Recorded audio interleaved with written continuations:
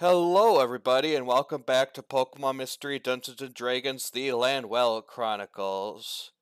There's a lot to discuss today, so let's get right into it and see who will be the recapper today. Good luck, whoever it is. And it will be Ice. Of course, I'm getting it back to back. The dice Okay. giveth and the dice taketh away. Yep. Well, last time was quite an info dump as we finally got some answers. We learned from this Miss Magus, a Malamar formerly known as Alice, that let's see here. CILS is trying to control feral Pokemon. I'm sorry, this is going to be an awful recap. I only just have the notes. Let's see. CILS is trying to control feral Pokemon. They're Caldwell supremacists. The Purge dislikes Caldwell and is trying to, meanwhile, remove everyone's ability to do anything using the crystals. Of course, aside from themselves, because, can't have everyone doing that without at least someone being in control. And then we've got now the Darkest Knights, who are sort of showing up behind CILS as a cover, and they're trying to destroy both. They just want to unify Lanwell by any means. All this has been happening, of course, through the blackening effect, or as it really is just shadow Pokemon, but we're not going to tell anyone. Dislikes Caldwell. Let's see. In terms of interesting, I'm sorry, this is so awful. Just keep going, man. The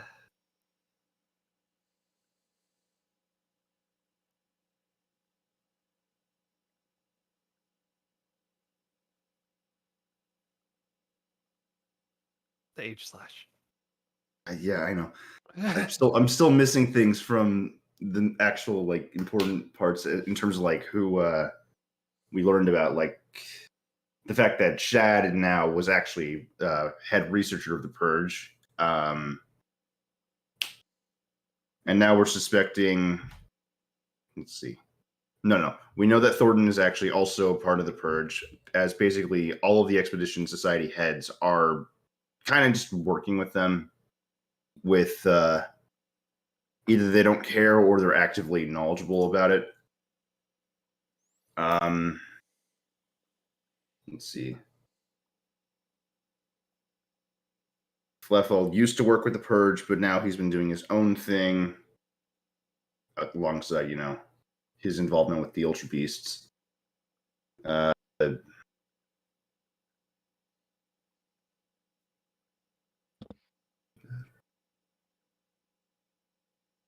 probably missing a lot in terms of this. I know I am, but I can't find a way to string them together.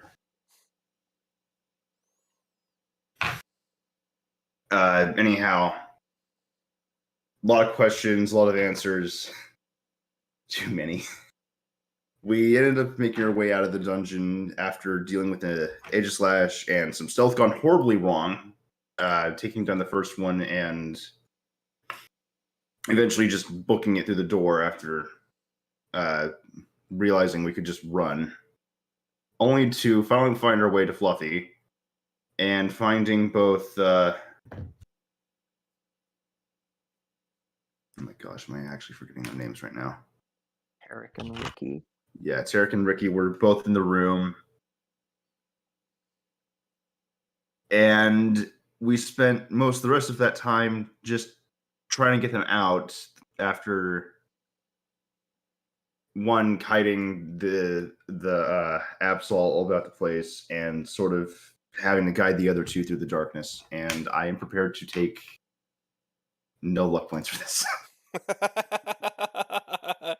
Yeah, sorry, man. That was a bit of a. I know ramble. it was awful and then some, but look, man, back to back and probably one of the most lore heavy info dumps we've had ever.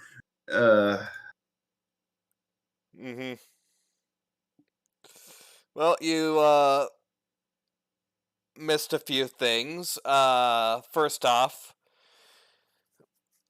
Radial managed to mind read Alice for some extra information, like the leader of the Purge is named Estesis, and she's an Umbreon. Oh, And right. CLS's leader is Haywell, who is a Nidoking. She didn't know who Darkest Knight's leader was, but currently, at least, Eugene is suspecting it may be Raven or someone like that. So those were the main bits of information you forgot. But otherwise, I mean, at least you got most of it. But anyways, so after helping Tarek and Ricky escape from Fluffy, I imagine you all exit the dungeon. Mm-hmm. Yeah. Don't want to stay Yeah. for anything? Okay. Nah, we're gonna camp inside of it. What do you say, everyone? After No. Yeah. Okay. Alright, so yeah, you leave. You notice, as you go outside, you see the nice sun. It's about 10, 11-ish, so the sunlight's hitting you from up above. It's probably a bit of a sharp contrast considering, well, you all had ways of seeing, but you've otherwise been in darkness this entire time. And as you go outside, you see Tarek and Ricky are busy eating some berries and some potions to get themselves back up. You two all right? Well, I can't say we're exactly the best around here, Tarek says, as he notices you, but he says, but yeah, we're fine. Thanks for the save, Ricky also says. Of course. Rainiel just kind of flops on the ground and just kind of lays his face in the dirt Bonk. with his 5 HP left. Maybe we should just rest for a little. But what happened in there to you? Well, we managed to go in, get through, and get the crystal in, so you guys don't have to worry about that much. It's certainly an event out there, you could say. There was all that weird knocking and all those ghosts trying to scare us, but we managed to get by just fine. Nothing was too terrible, but then we heard something or other tell us to head to the basement, and we thought we might want to inspect it just in case. And when we got there, we were pretty much wiped instantly from that Absol there. Oh, it didn't want to kill you or anything. It just Ricky shakes his head and he says, I thought we were dead, but apparently it didn't. Or perhaps it was waiting to. It's hard to say for sure. it's just a little odd. I don't know why I would do something like that. It is Um, possible it only saw them as a threat, and once the threat was neutralized, it saw no further need to deal with them. Yeah, maybe. But like I said before, we're all pretty tapped out after that. So I think we should just hunker down for an hour or so and head back to Goybold as soon as possible. Yeah, sure. Yeah. Though, I think we're gonna probably want to head off and report to Christelle as soon as possible ourselves. Don't want her Okay. worrying too much about us. But be sure to meet us back in Gwaybold soon as you can. Report the good news that You're, all the crystals are placed in. you're Yeah. not going to wait to rest up? We brought a few potions that we weren't able to use before the fight, so we should be fine. If you're sure. Pretty sure, yeah.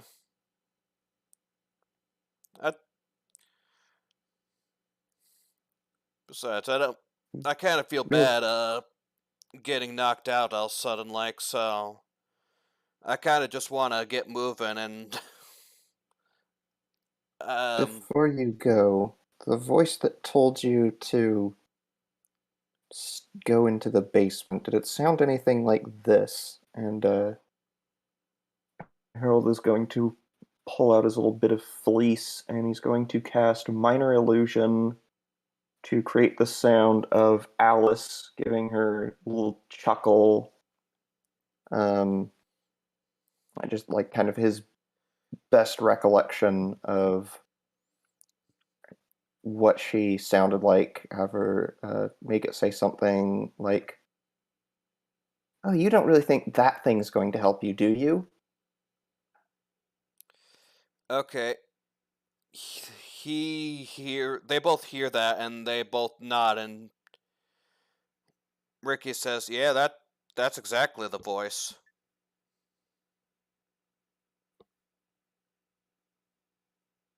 Great. I don't know how much we can trust anything we heard her say.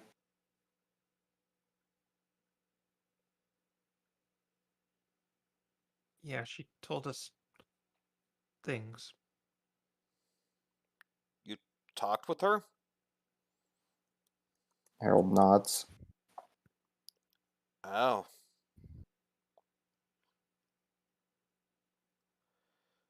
Well, I honestly didn't even know that voice was even someone to talk to.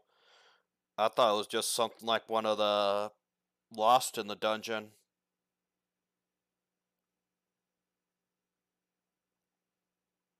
We can talk more about it when we meet back in Gwaybold. Yeah, fair enough. This ain't exactly the best place, and maybe something to report to Christelle. It definitely is. But like I said, we'll talk later. Right. We'll leave you all to it. Good luck. Thanks. And they give you one more nod before you see them begin climbing back down the mountain to head off.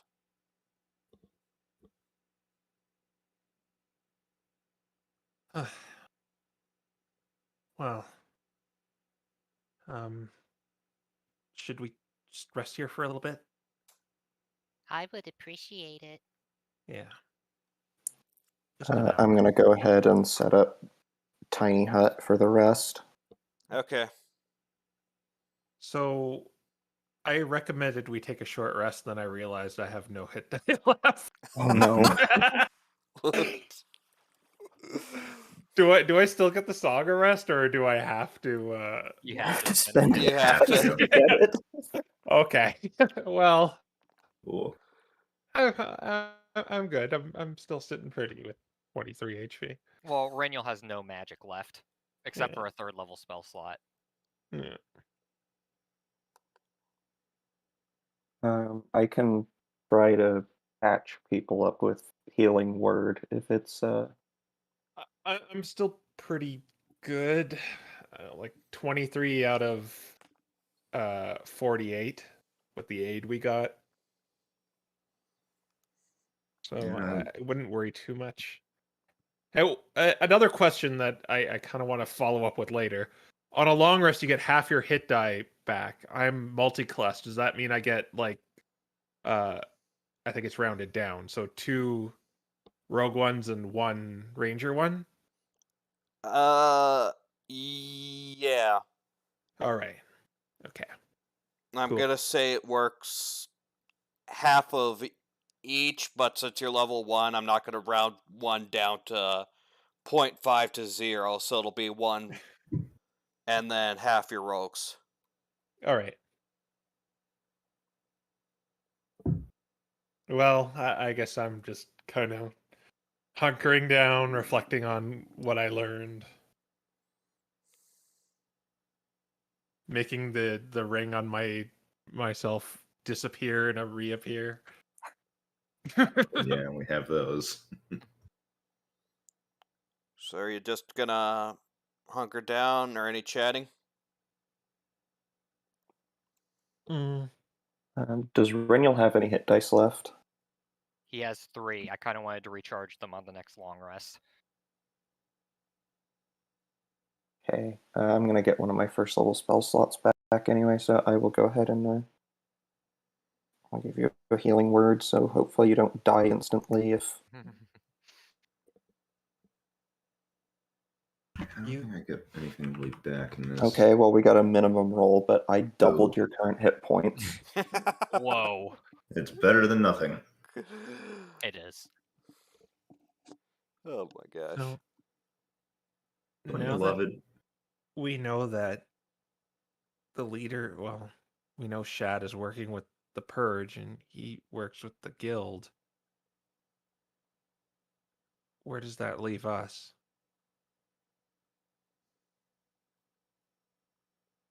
Definitely in a predicament. There are some advantages to still working with the Guild, though. But Yeah. how long can we even keep up this illusion? They're going to learn eventually. It might draw even more suspicion if we were to leave, though. If we were to leave, I'd want it to be doing something that would disrupt the Purge. But it's like Sergey said, we can't overextend it. Find when we know information like this, someone will find out. It might be worth our while to try talking to Raven first and make a plan from there. Yeah. He's the only real lead that we know of, given, apparently the leader likes us, and who else would we even... Ugh. Apparently he did a bunch of experiments on himself. I don't know how stable someone would be after all that. That's assuming that it was talking about him.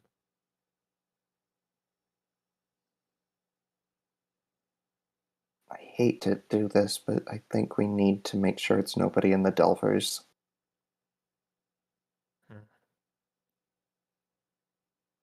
How do you suggest we do that? I doubt they'd come out and say it. Would I reasonably... I mean, Zone of Truth is on my spell list, so obviously I know that the spell exists. I don't know if I know if Sergey has it, or has access to it. You could probably. What's your int score? I believe it is... Okay, it's 12. You could reasonably make an educated guess at that. Feel like what magic who has is fairly or what magic certain like classes, quote unquote, to speak meta wise. That could be a fairly common information. Okay. Well, if Sergey could use Zone of Truth, could try asking them. Okay. There might be a little problem with that. Do I know if this ring I'm holding, the mind shielding, gets around that? Because I'm looking at the description here and it says While wearing this ring, you are immune to magic that allows the caster to read your thoughts, determine that you're lying. That little one right there is kind of... That's actually, yeah. It might be the one thing that can get around it. And Zone there's... of Truth just flat out prevents you from lying at all, though. Assuming you fail against it. The question is if you know that they failed because of the ring. Well, actually, no, it'd Or be rather, succeed. based on how I'm looking at the description, and I'll DM fiat this if it's not true. Oh well. Based on how it's looking in the description, you can't specifically, like read someone's mind to figure out if they're lying, but Zone of Truth would still prevent them from speaking if they're attempting to lie, because that's more of a physical action, whereas you couldn't otherwise read their mind. Okay, so even if you're wearing this ring, you're still susceptible to Zone of Truth. Yeah, I'm gonna say even if you're wearing the ring, you're still susceptible to Zone of Truth. Okay. All right. Okay. And then never... Well, okay, then they probably shut me down after that. All right, okay. That's good then. Are there any other ways that one might get around it? If they're packing rings like these, they might have a contingency for something like that. We could ask everybody to set any magical items they're carrying to the side.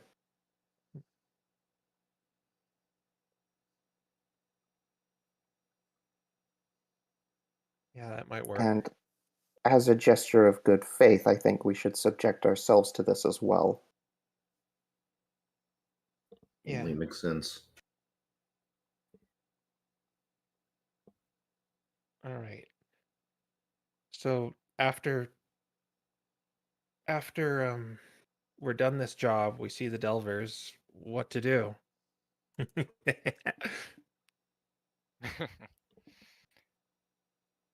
Well, right now we are actually in a very convenient location to talk to Nihiligo again.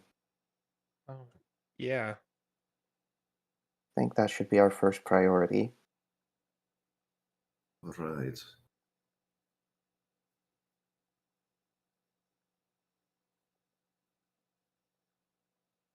Do we have any questions we want to ask at the moment? Well, we know that somewhere around here has some significance to it. Yeah.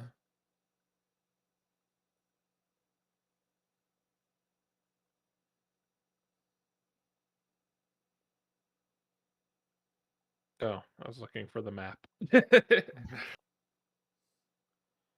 Didn't we mark like where we wanted to go or something? Don't remember you marking where you want to go, but I can throw you the owlbear up. Okay.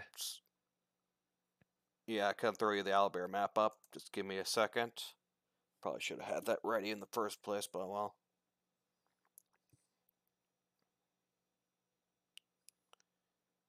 Alright. Here we are. Here we are. And here you guys are.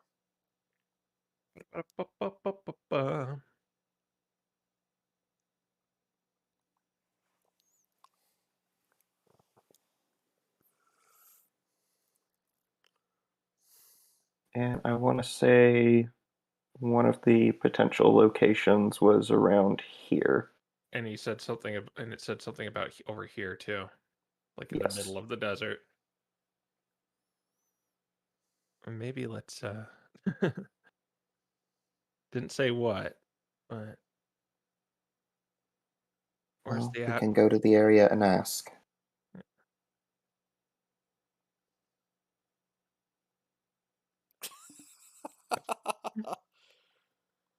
Well, you can't Writing see down it, chat, but someone's putting Eldritch Eyes for. I wonder who. No, It that must was be- me. All right. Okay, well, I guess if we're sitting down for a little bit, there's no harm in asking.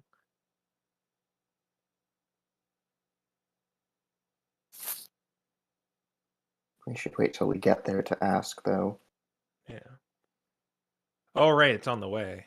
Exactly. Okay. Yeah, all right.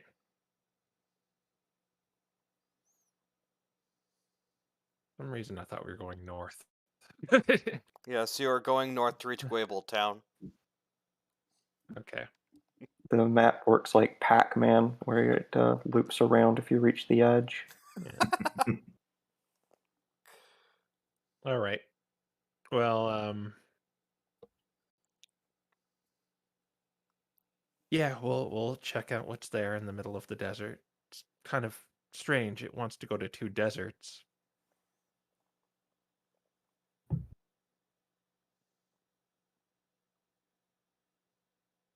Not really once said we'd get more information there.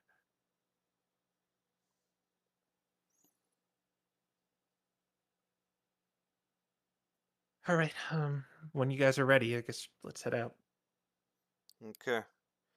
Alright, so y'all sit down, y'all rest up, and so before we continue, I just want to say I did actually roll to see which this would happen to, and it's unfortunate who it fell on. Radial. So Okay. as you're resting, you hear what sounds like a groggy voice in your head trying, and it eventually goes, huh? Oh, what? Oh no. Oh, good. Someone to bother me while I am resting. Are you Do you saying say this that out loud? No, this is within his own head. What the? You're... What? Where am I? How am I? I thought... What? What the heck? Can Reniel tell that this is because of the ring? Roll Arcana.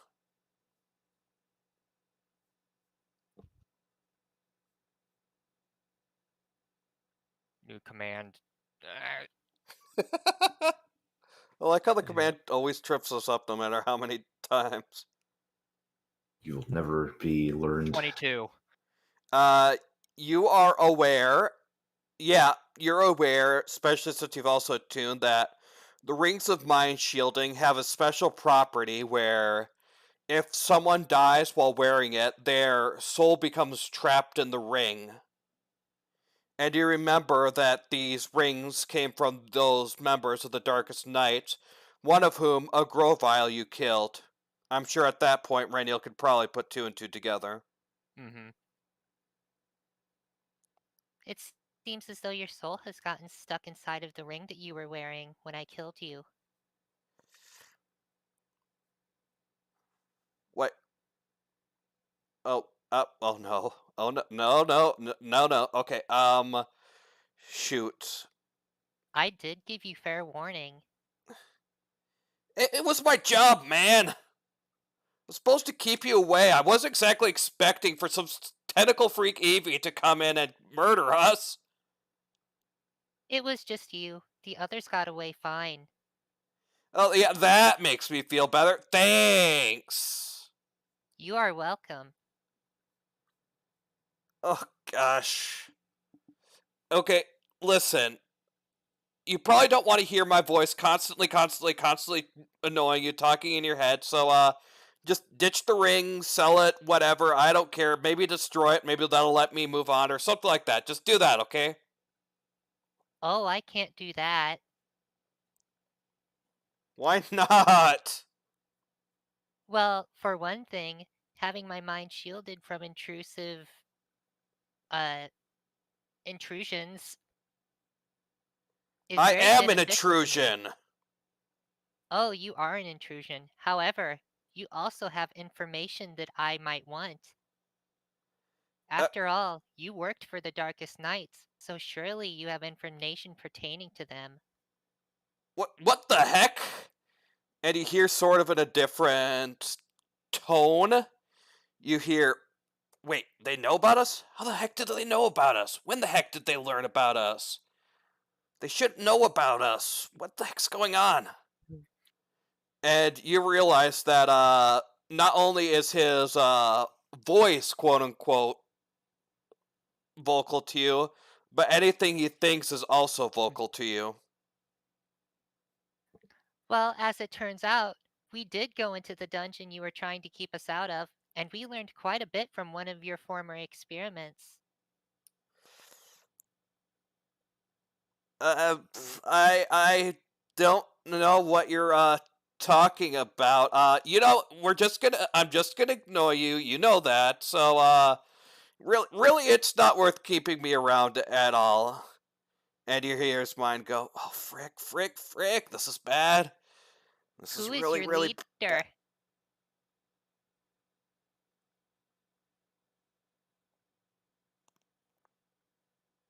Oh gosh, what do I do? There is nothing you can do. You are stuck with me. Oh, this was not what I wanted. Just wanted a simple job. But why did this have to happen? You did not heed my warning, and now you are paying the price of it. Come on, man. Let me go.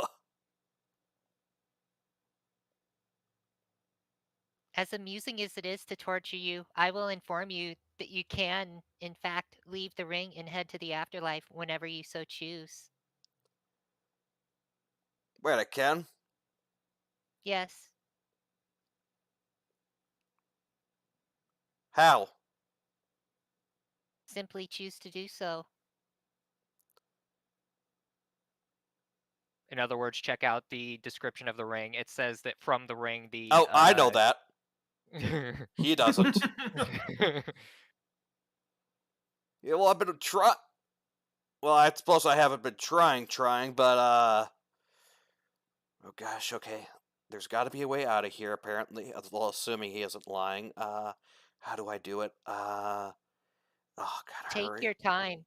I am sure that the longer you are in there, the more chances there will be for me to interrogate you for useful information. There's no useful information here. I mean, I was just a random grunt. Like, there's probably no information I could give you anyways. So, uh, okay, gotta go. Okay, just gotta figure it out. How do I do this? How do? Ugh, why did If you these could rings be a come? bit more If you could be a bit quieter while you are contemplating how to escape, I would appreciate it. As It's I have not been my eaten, fault. it is rude to interrupt when someone is speaking or thinking. Yeah, well, it's rude to kill people, yet here we are. I warned you. Renny, are you okay over there? You look really deep in thought. Yes, I am just tormenting the Grovile that I killed. I go back to just resting. No one is going to question anything other than just, oh no, he has a new trick.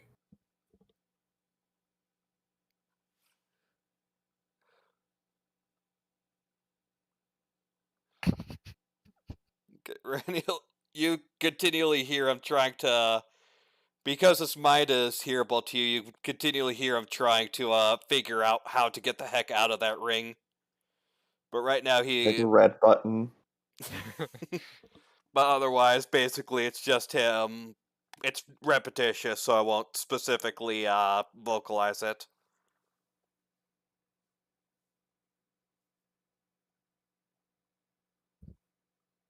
Okay. New friend.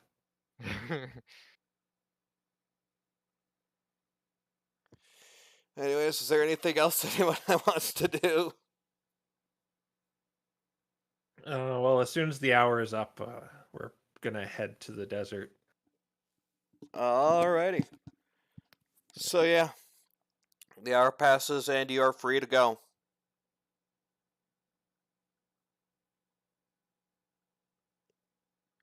Though first you need to climb down, obviously, but We Yeah. have climbing gear. That shouldn't be terribly difficult. I think descending is easier than ascending when it comes to. Just hook up the rope and start rappelling. They'll probably lose some pitons in the process. Yeah. Okay. So yeah, you guys well, describe to me how you're getting down specifically. Okay. Well, I had an idea that we just kind of tie the rope off to some rocks or whatnot, and 30 feet at a time, of course, and descend, and maybe Rainiel could untie the rope. Use the pitons along the way. Yeah, Rainiel will do that. Okay. So yeah, I'm gonna say you probably don't have to make any checks for that or anything, so yeah, you guys use the pitons and rope, and you eventually reach the base of the mountain.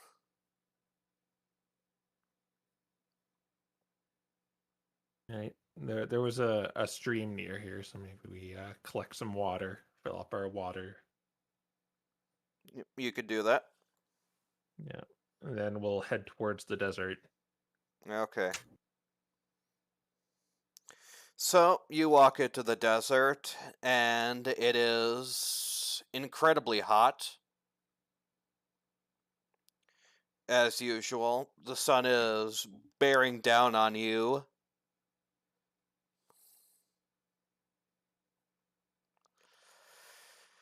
But otherwise, your travel seems to be mostly unobstructed. Seems whatever deserts or stuff like that aren't bothering you too terribly much. Raniel, the Grovile in your head is still constantly thinking and trying to figure out what to do. But yeah. Eventually, as you're walking through the desert, Raniel, one of your tentacles pops out and it begins poking into the sand. Rainiel stops when it starts doing this. We're all probably walking ahead. And You may want to stop. oh, Is the spot? It would seem so. is there anything here? Is this just like in the middle of a barren desert, or is there any landmarks around? You are basically in the middle of a bare desert. I go into the bag of holding and pull out a shovel. As you're doing that, Raniel, you see that this tentacle is attempting to write random symbols and letters in the sand, though if you're just standing still, it's having a hard time doing that. My typewriter. Ding. Okay, Rainiel will like slowly start shuffling to the right. Okay. And yeah, it seems to be attempting to write. Okay. Rainiel's just kind of reading it as he goes along. Okay, so if you're just reading what it's writing, this entire process is going to take quite a bit because you aren't fully able to immediately know what it's saying, but you can eventually translate what it is trying to say. Okay. I was gonna wait till it's done with this first message before doing anything. Yeah. Okay, so Yeah, it uses a large berth of the field to write down a message, and then the tentacle lifts up. Okay. I am going to pull out the scroll of comprehend languages, kind of touch my hand down on the sand next to the writing, and I'm going to use the scroll to cast comprehend languages. Okay, let me check just to make sure this works how I think it does. This should... Oh gosh, my internet. Why are you being slow? Okay, yeah, it lasts for an hour and it should be automatic, I imagine. Yeah.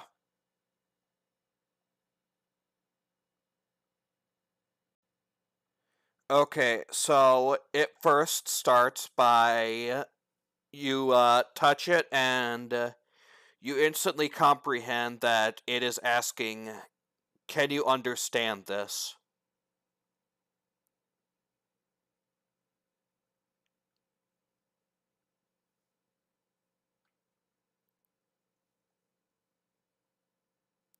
Doc, if you're saying something, I can't hear you. Oh gosh, it's me.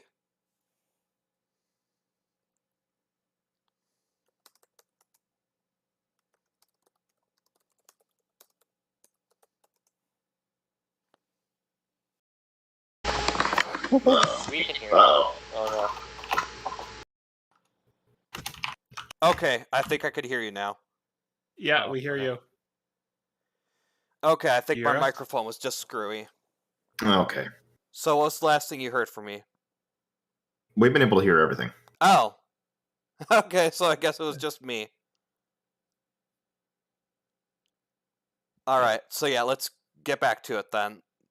It asked, can you hear me? Yeah, for the time being, I can Or read what you understand. write. Okay, sorry. Okay, after saying that, Ranulate begins pulling you out, and it begins writing it again. And after a while, it finishes writing, and using comprehend languages, you notice that it's saying, "Good, we have communication. I'm glad I could finally speak with you now, or communicate in any case."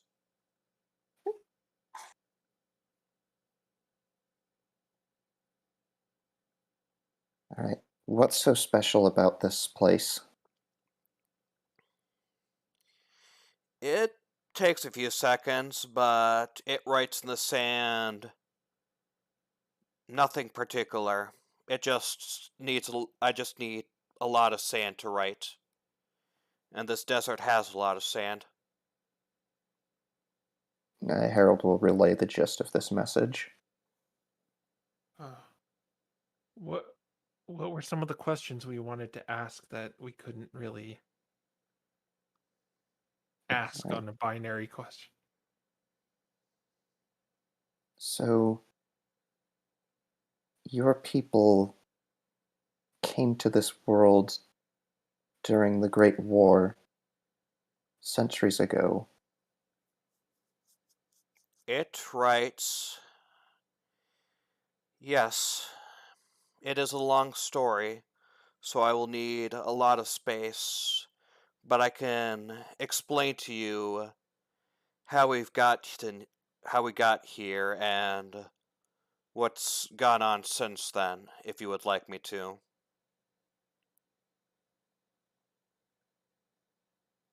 Yeah, I think that would be best. It writes, very well. This will take a bit and will be quite a bit of writing, but I shall do my best to explain. Well, as long as it doesn't take an hour, it'll be fine. Okay, So it begins,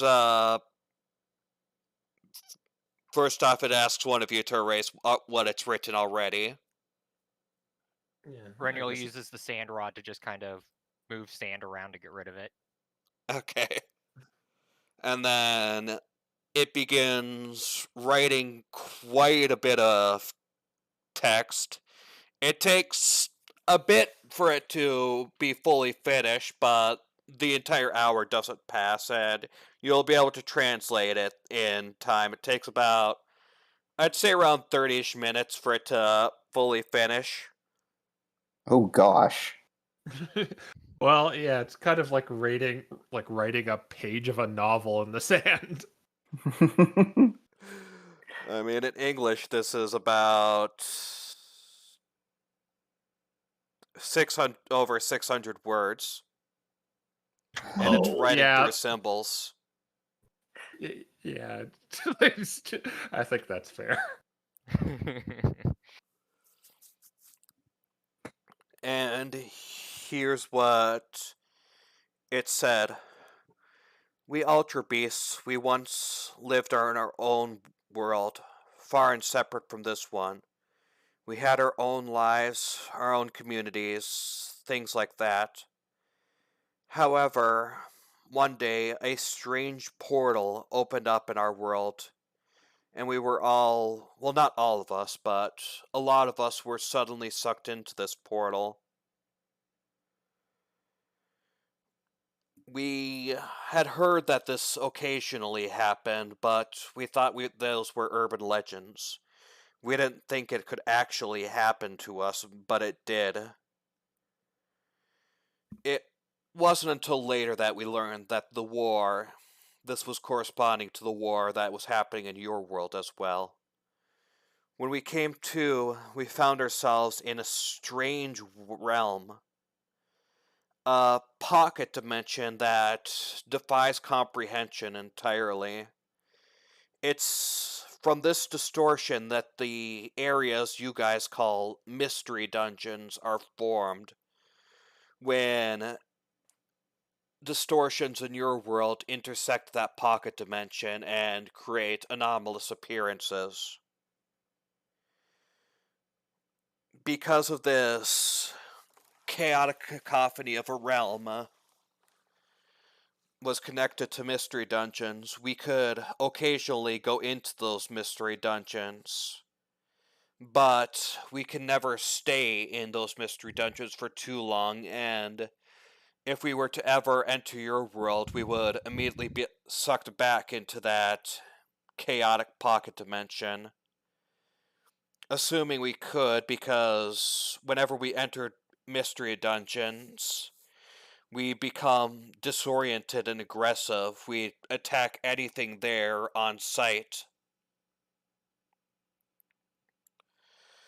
However, that all changed one day. Our leader, the Pokemon we call Black, who is currently controlling the Pokemon you know as Fleffel, he wondered about the possibility that we might be able to use you Pokemon as vessels, so to speak, to allow us to exist. He discovered this because one day he himself entered a strange castle-like mystery dungeon and had an encounter with a Pokemon that he felt an affinity for, as he said it. It was the strange Psycat, he called it, that he nearly caused the first successful fusion with. However, during the battle, this large armored Pokemon attacked us with the weapon that the fire shrew in your party holds now. And it was a dangerous weapon that nearly instantly ended him and forced him to retreat back to the portal. However, because of that, we learned it is possible for us to inhabit you creatures to cause a sort of anomalous fusion and allow us to exist in this world. And because of that, our leader Black sought a way of allowing us to permanently do so. Of course, the first successful fusion didn't happen until much later, when a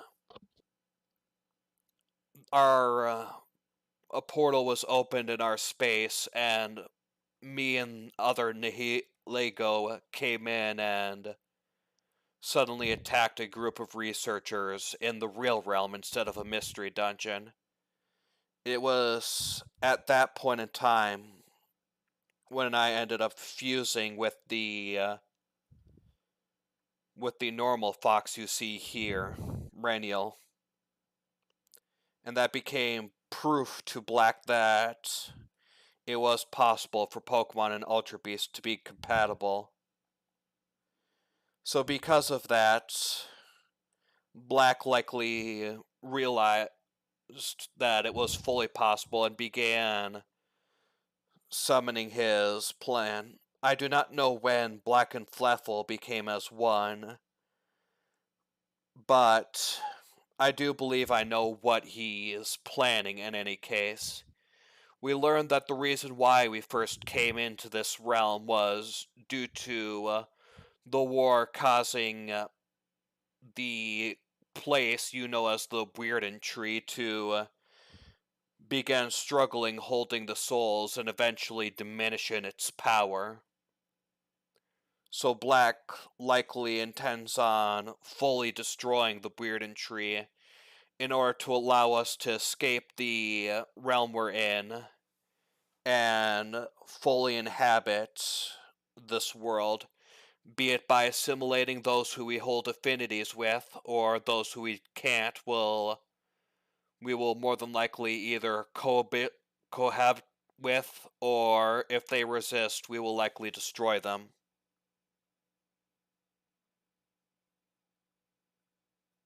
And that is what is written.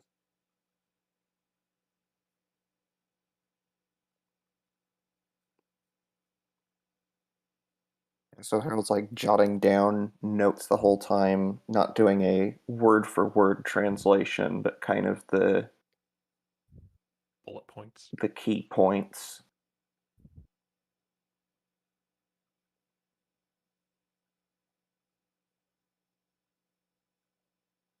Kortha was almost the first host.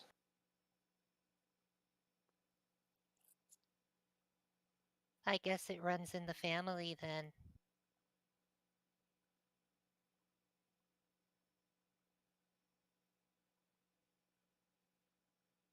If we could find some way to get them back to their original home, we could end all of this. As you say that, the Nil Ego begins writing again. It writes, we believe we know of a possibility, but in all our years we have not managed to figure out how to do it yet. Some of us do wish to return home, but most of us believe it is impossible. I wish to return home myself, but it's been grim trying to fully accomplish how. We have none of the keys needed.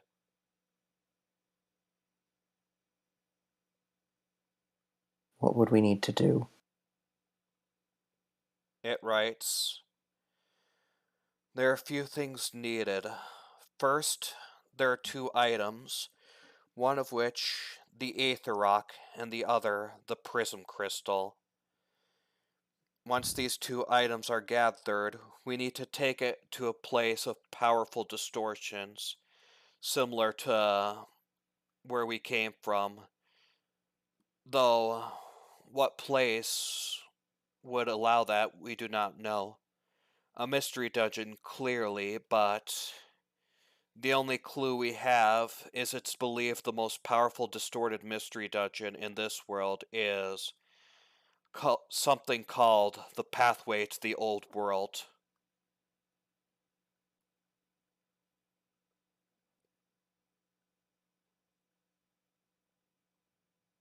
Hang on.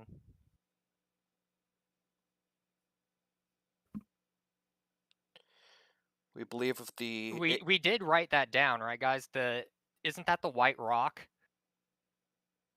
The text that was on the White Rock said something about the old path to the old world. Sounds right. It's been so long back. I don't know if I saw that written. I can't believe I didn't write that.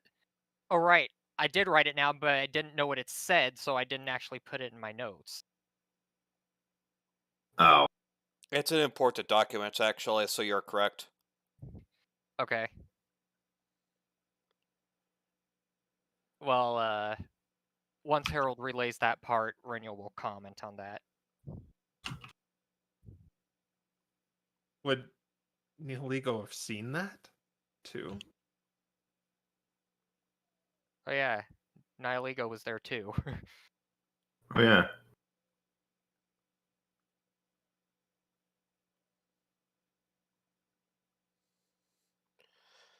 Nihiligo writes...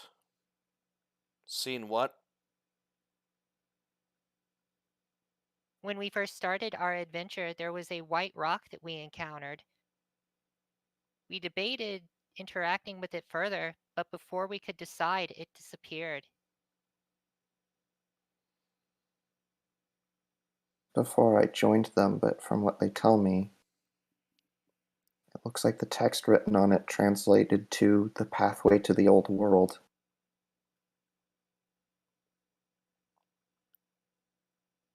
The tentacles held in the air for a second, almost contemplatively, and it says... Then, where it writes, then it's possible that may be where we need to go. Though we would need the other 2 items before we could even attempt to return home.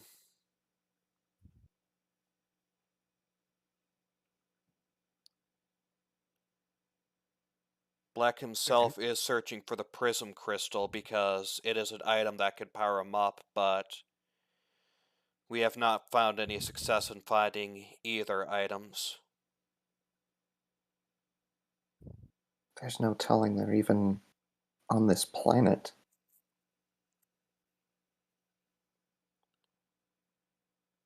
I can give you a drawing if you would like to attempt to find it, but you are correct.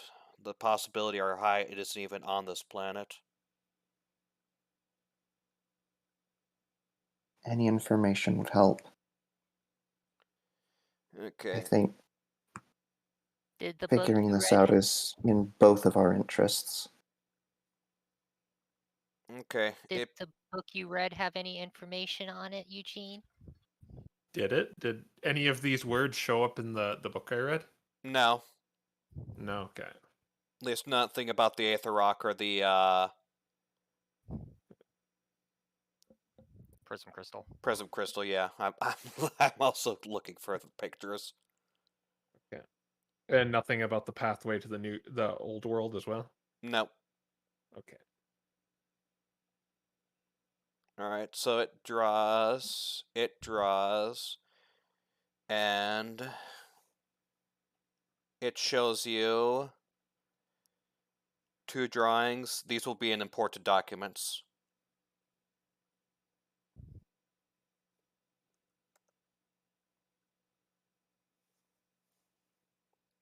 Oh. Sergey, as you look at these 2 drawings, the second one, the sort of lumpy rock drawing, and obviously this is drawn in sand, so it's not as high detailed. But the second drawing, the lumpy rock, looks familiar to you. Back with your old crew, there's at one point in time where you salvaged a treasure that looked just like that.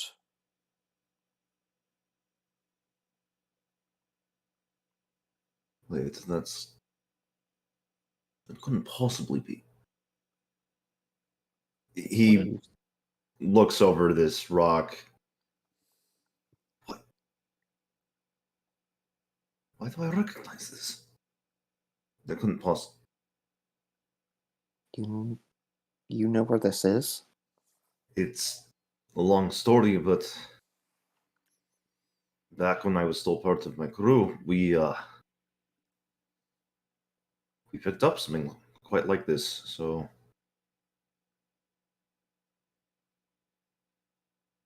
looks like we might have to go looking for more of Leviathan's Claw after all. Do you know where it would be now? My best guess would probably be still with the rest of the original crew that decided to stick around, but would I have any other ideas aside from just probably with them? No, you imagine, unless they decide to sell it for money or something like that, you imagine that Leviathan's Claw would likely still be holding on to it. At least the trader's crew would likely still have it. Right. Oh. I don't think they would sell something like that. Been too valuable. It's likely they would have held on to it as a trinket. We actually need to find these guys. Seems so. Didn't you say in the guild that something related to them popped up? Actually, yes. Mostly that they were last seen in Steelport.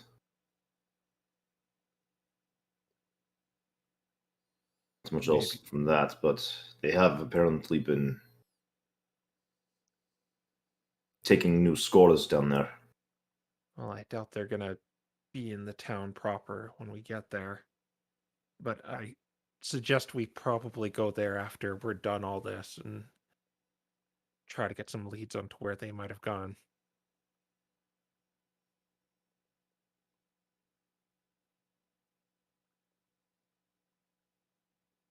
Right. And how much time is left on comprehend languages? About 20-ish minutes. All right. Nihiligo, this whole time guess we finally have a chance to ask if you've got a name.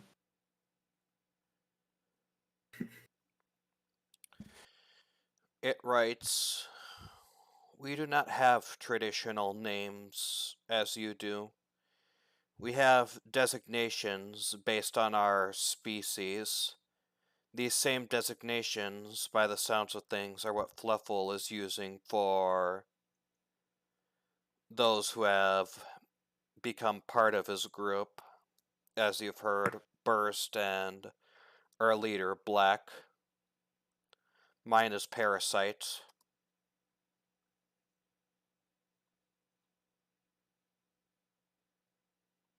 If you wish to call me by something else, I will not object."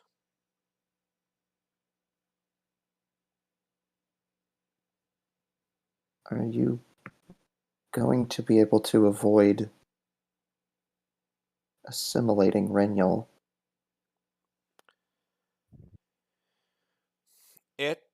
The tentacle hovers for a bit, but it eventually writes, "It is impossible to avoid. It is an autonomous reaction. We can both attempt to be separate for as long as possible, but we can only delay the process. We cannot stop it altogether."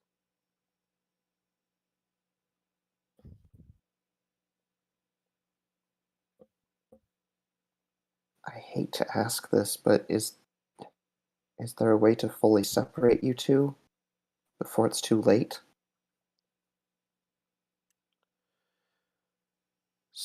It writes, separating us now would be a danger to both my life and potentially Reniel's. But we who are, even those who are far gone, such as Black and Burst, if we are able to return back to our world, if we are able to use these stones and find the place in the old world to use it, we should be able to separate peacefully. The process should automatically separate us.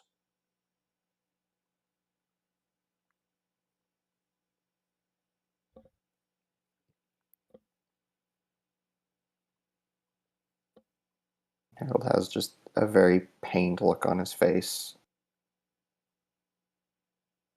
What does it say? The process is unavoidable. It's going to take him over whether it wants to or not. There's no way to stop it? There might be, but I think it might kill both of them. Though, actually, if we can get them back home, they should separate just fine.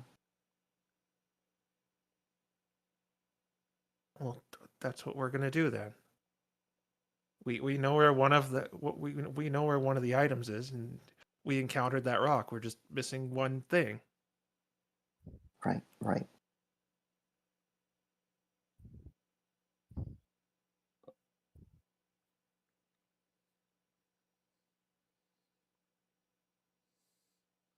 And that's what we'll do. We'll go to Quabold, finish that escort, and then we're gonna go to find Leviathan's claw, and get that thing.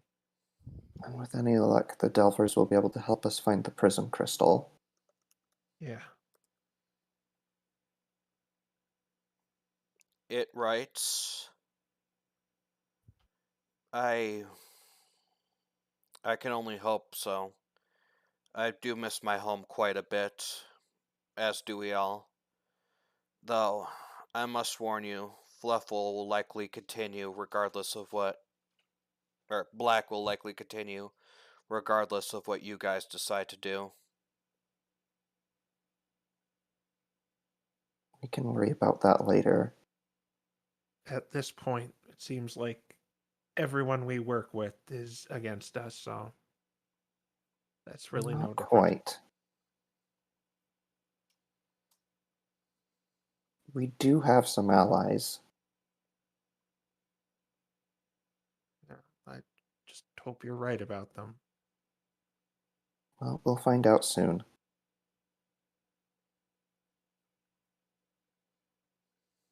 And hey, if nothing else, I mean, if I would expect anybody to be against us in this situation, it would be Nihiligo, and it's not.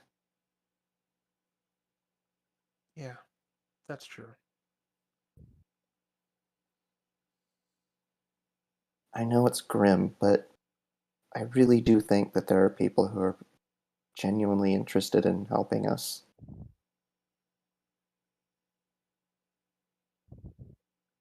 Yeah, it just seems very far and few between. That's true. But I think we can do this. Okay. Is there anything else we should probably ask before this wears off, or maybe write some stuff down we can translate later? Reniel asks, um, what happened to Kortha after the failed fusion?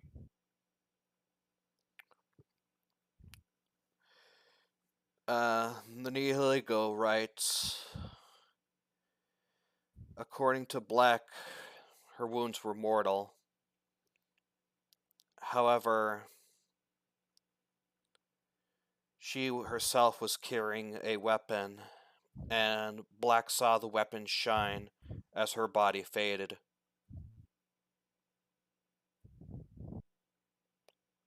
And then Renyel says in his head to the Grovile, Would you like to meet my ancestor? She is also an inanimate object.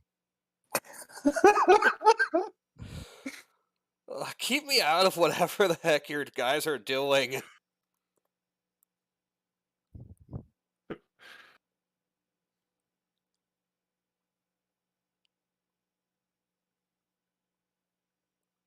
Okay.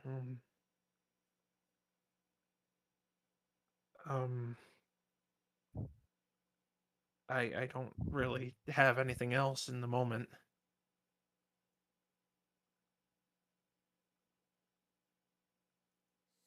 Well, I can't think of anything else to ask for now. Yeah. We'll go back to a desert later and follow up if we find anything out. I have that telepathic trick I might be able to use to make contact with you. Maybe if we can get a little more familiar with each other, we can figure out a way to understand each other enough to make it work.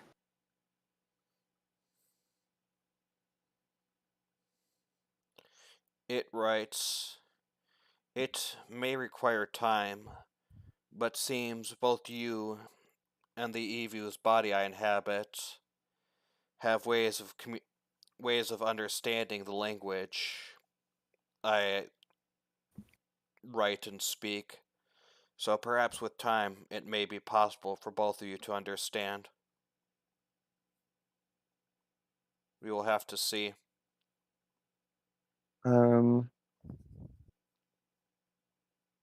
Well, comprehend languages is going to see up on, is still up. I want to see if message works in this state.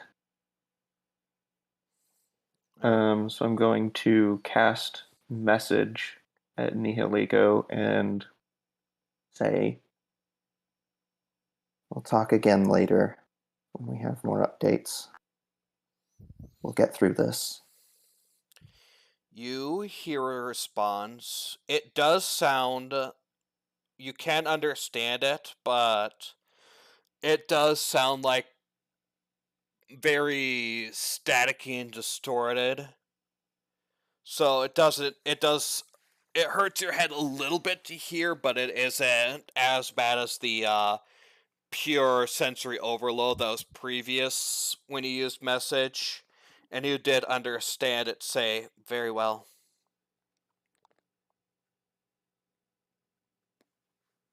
Breaching walkie-talkie.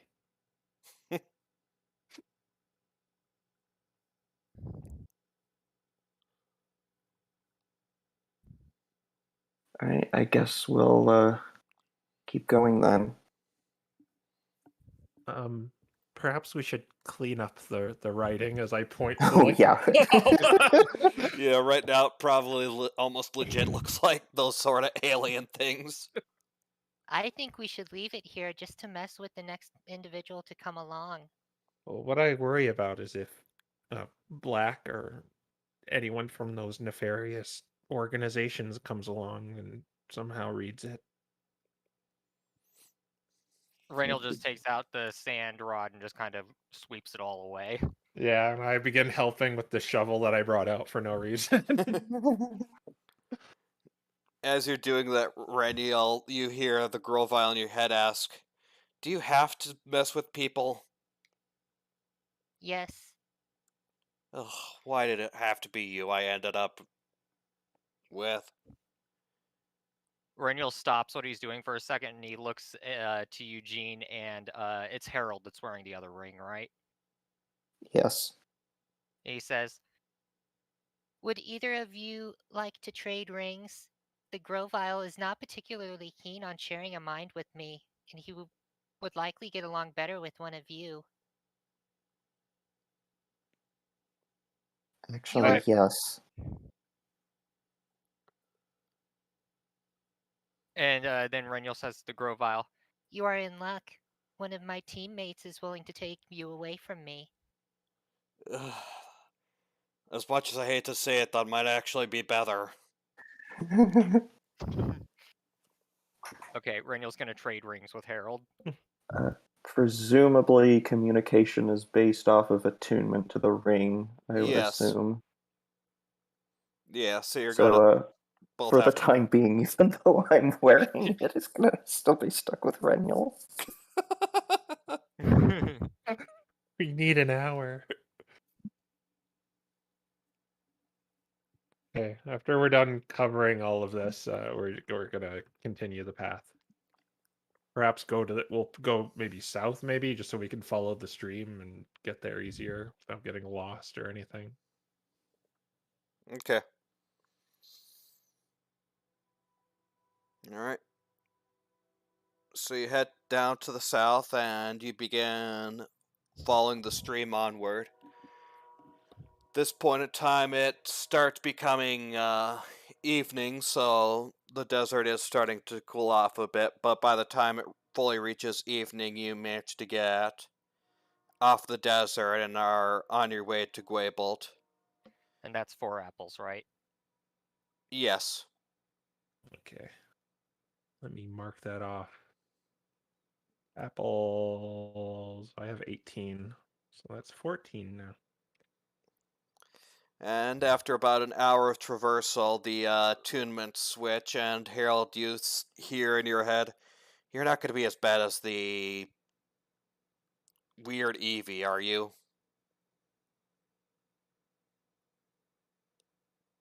Harold thinks about this for a second. Oh, God. I suppose that depends on what you mean, but I promise I won't be as weird, at least.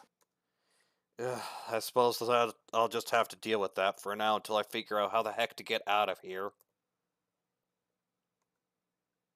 So, why'd you even join up with the Darkest Knights in the first place? He hesitates for a moment and he says, "'Cause I'm tired. Tired of all of the infighting, all of...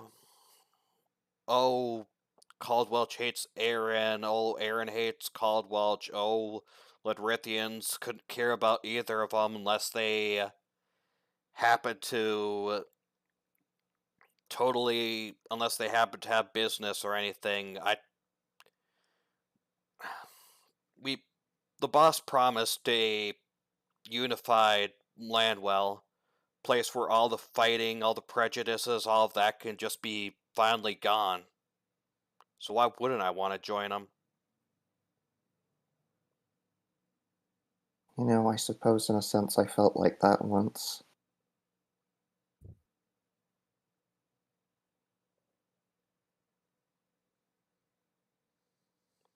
But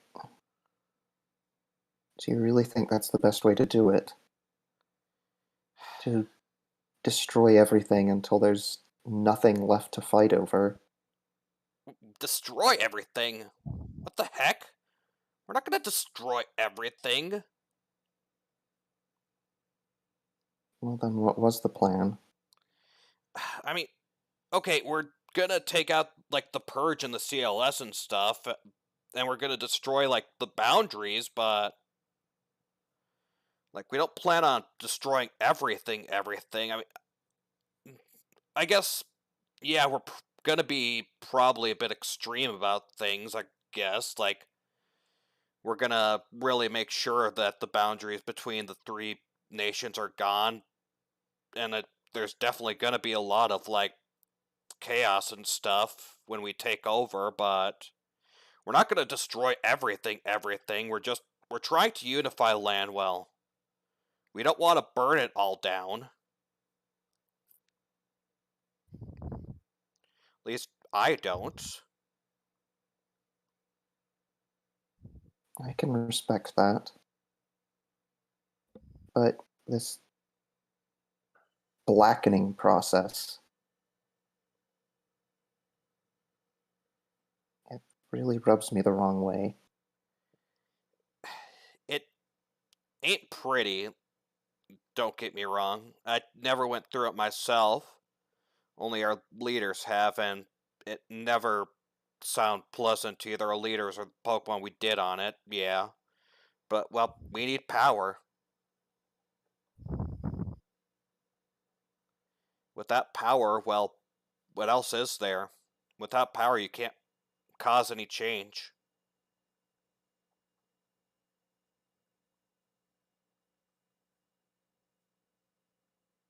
I wish I could refute you, but I suppose to an extent you are right.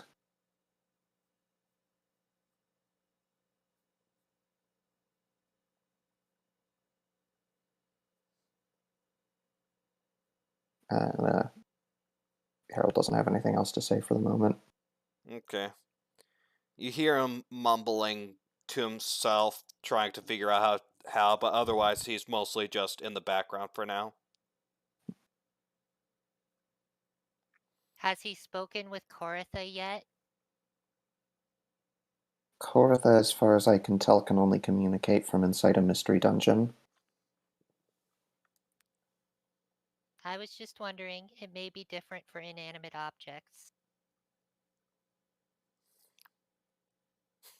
Harold gives a shrug. I like how that is as far as else concerned. But anyways, you're planning on continuing on to town? Yep. Alright. So, you enter town, and as you do, it's, starting to be early night. You see, most of the Pokemon are in town are either heading home or... Yeah, most of them are either heading home, closing down shops, stuff like that, and business and study is ending for the day. I think we'll look for a room in an inn somewhere. You're not gonna stay at the Freelance Guild? Nah. Could Renyl might. possibly go wrong. Oh, nothing really. Renyl just might try to kill Shad in his sleep. Gosh. Oh, My God. yeah, that'll get you kicked out real fast. I'm more than kicked out. Only more than a little more than that with attempted murder. No, what are you talking about? You'll just get kicked out of the guild, and they'll just make sure to blacklist you from every location ever. Okay, alright, so... Yeah, you probably find a decent inn, and it'll be 1 gold per stay, but obviously you don't have to worry about resources. 1 gold. And you go in, you get your rooms, and you can feel free to take a long rest. Thank you. Insert the Dragon Quest in theme here. Mm. Fortunately, that aid goes away. Well, it went Sadness. away after 8 hours. Yeah. Those sweet resources. Give me all my spell slots, please. Thank you. All right. Only thing that didn't come back is short rest stuff. My Mhm. short rest hit die. Just half.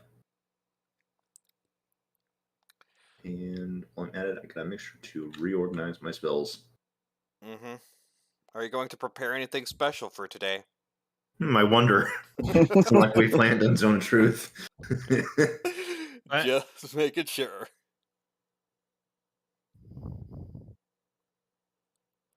Alright, so you all wake up bright and bushy, or at least probably most of you. And you're given a nice breakfast, and you can go out and about in the town.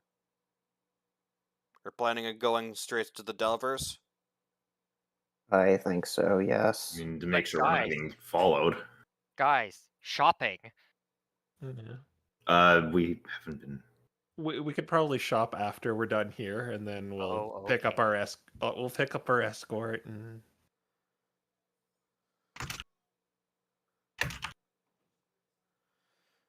Alright.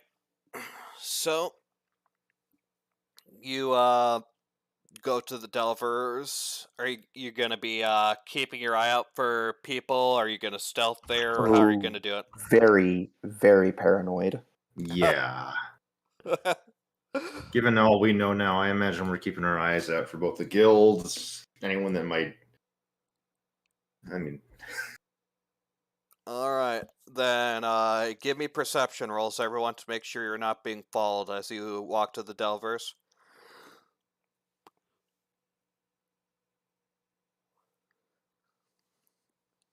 Let's see how well this works. oh boy. 17. 15. 20. 22. Well, not bad rolls from everyone. Okay, so as you're walking over, casual, like maybe you're reasonably certain that unless someone is very, very, very good at hiding and watching you, you're reasonably certain that you aren't being followed.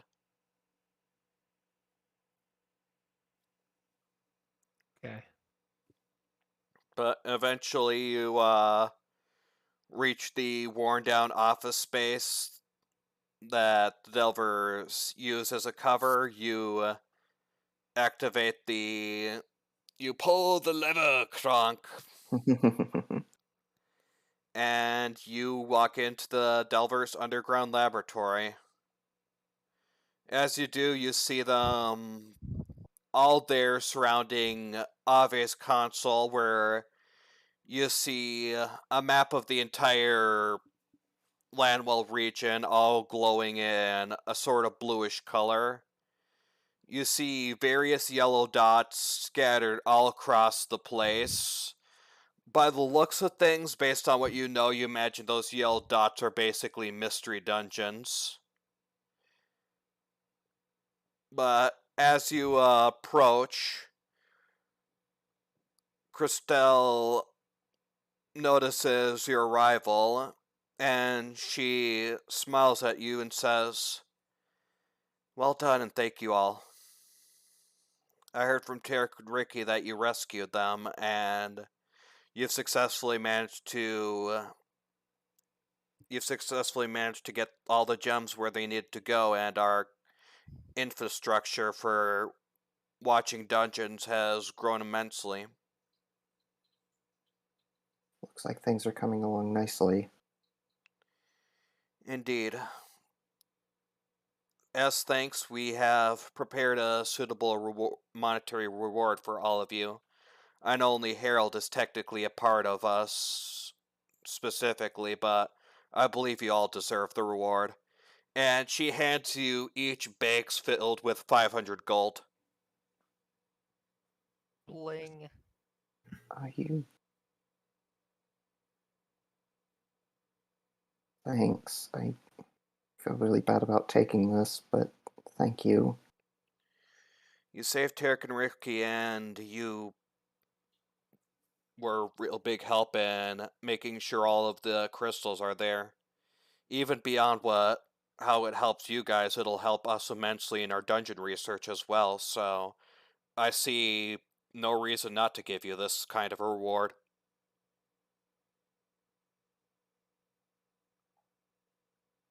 Then I feel really, really bad about what I'm about to ask.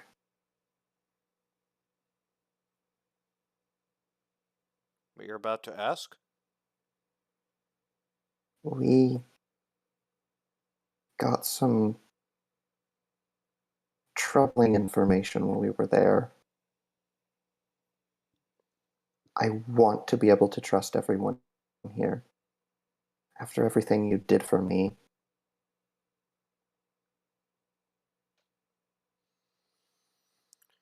Christelle looks But it- over you for a moment and she says, "But there's something causing you to be suspicious, I imagine."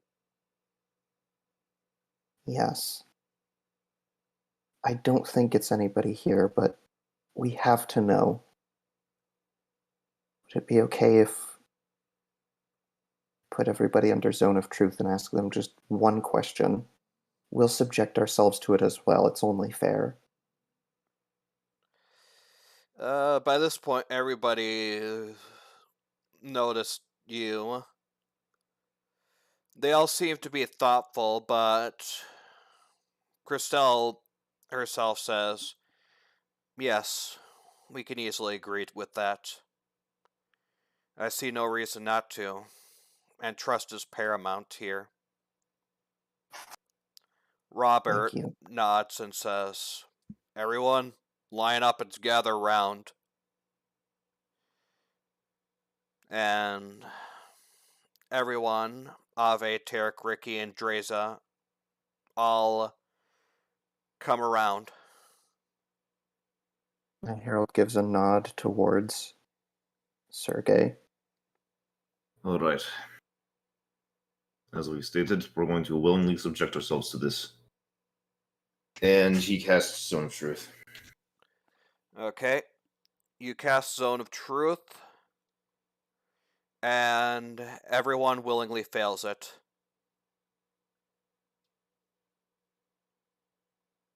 All right. I'll ask one of us, just as a gesture of goodwill here. He kind of picks somebody at random, just kind of settles on Eugene sort of arbitrarily. Eugene, do you have any affiliation with the Darkest Knights? No, I don't. And basically he's going to go around asking everybody one by one that same question. Christelle answers, I've never heard of the group before. Suppose if such a group is wandering around, then our information is not as complete as we thought it would be. Robert just gives a simple no. Ave says she has not heard of it. Tarek says, not really. I don't think I even heard of him. Ricky also Not gives a really? very...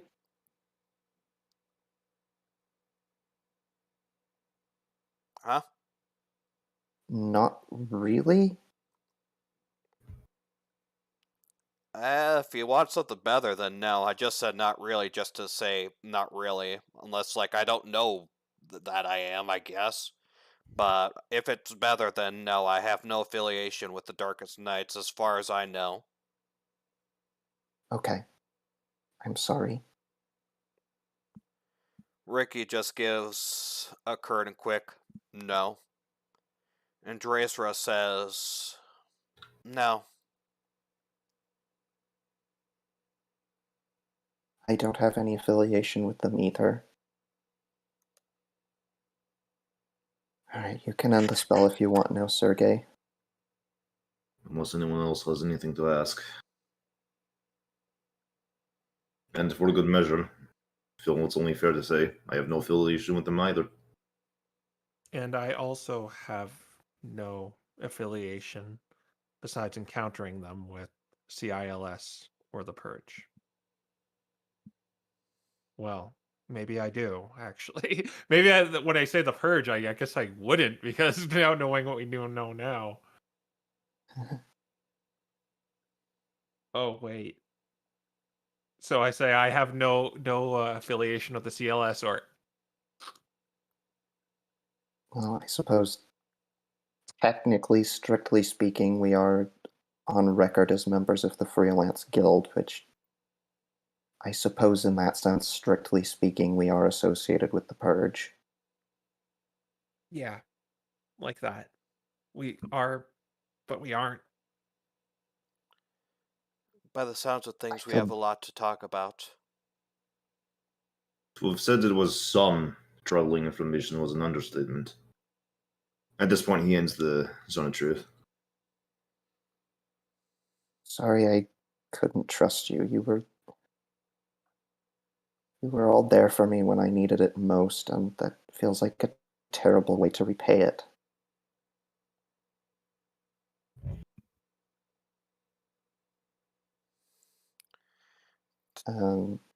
And yeah, Harold's going to kind of give a summary of what they learned, how they don't know who the leader of the Darkest Knights is, and so they had to be sure.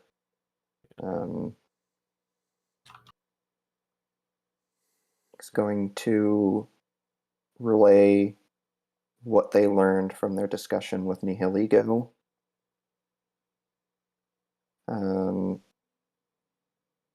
And in a bit of good news, he is going to relay what they learned about how there is a possibility that there may be a way to recover Pokemon who have been lost to dungeons. Wow, that's quite a bit. Ave says, so this Nil Eagle knows about where dungeons are spawned from? It seems so. If only we could learn more. Perhaps we could find a way to fully stop these dungeons once and for all.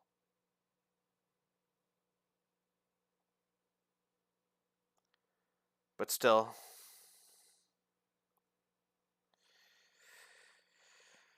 We need to find where these stones are and where this pathway to the old world was or is to get it back home, and perhaps that's connected to it in some way. Ave nods and she says, is that pathway to the old world a mystery dungeon? From what it was telling us, yes. Then it's possible I can attempt to track it down at least. We now have information on where every mystery dungeon, or every distortion at the very least, is on Lanwell. If we correlate that information with the known distortions, we should be able to fully find out where that place is. Going there right now won't help us, though. Yeah. We have a good lead on where the Aether Stone is, but we need to locate this Prism Crystal.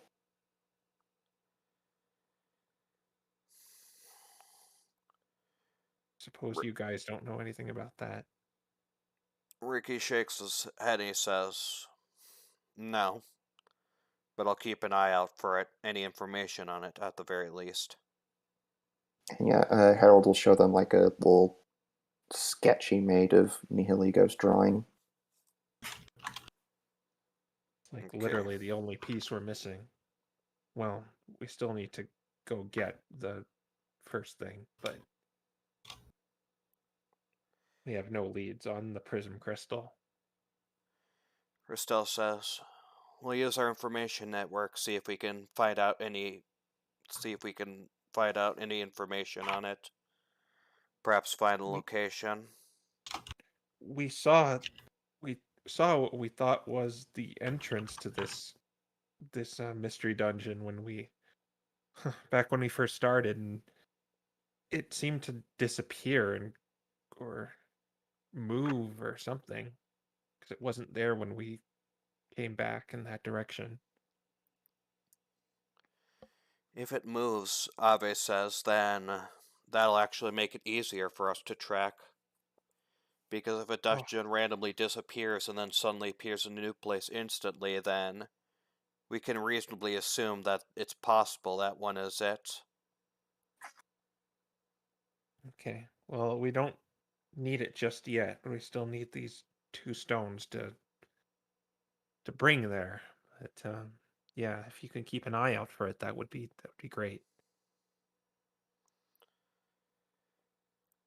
Robert eventually speaks and he says, that aside,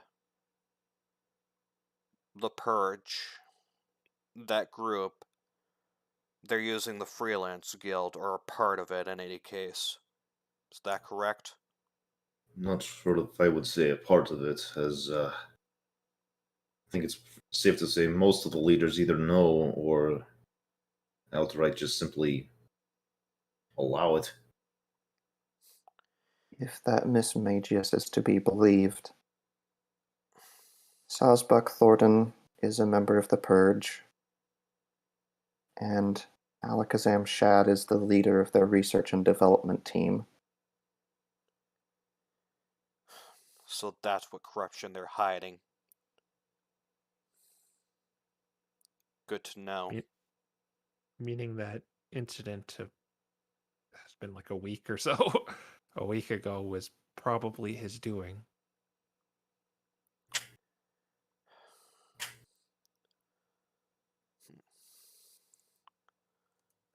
We've long suspected the Freelance Guild might be using mystery dungeons to their own ends. And here now we hear that they're as corrupt as we thought. It's almost more fair to say that the Expedition Society might as well just be a simple puppet. Ugh.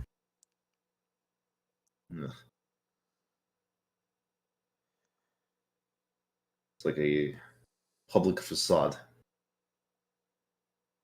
I need to find some way to get the Purge and the CILS to stop killing each other.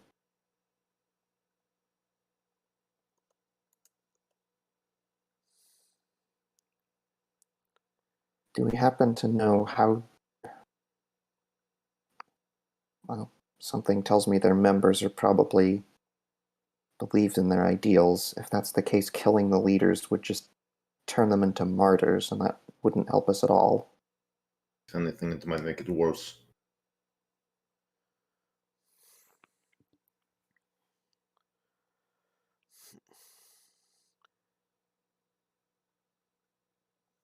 But if we could get the Ultra Beasts back home, that might help indirectly.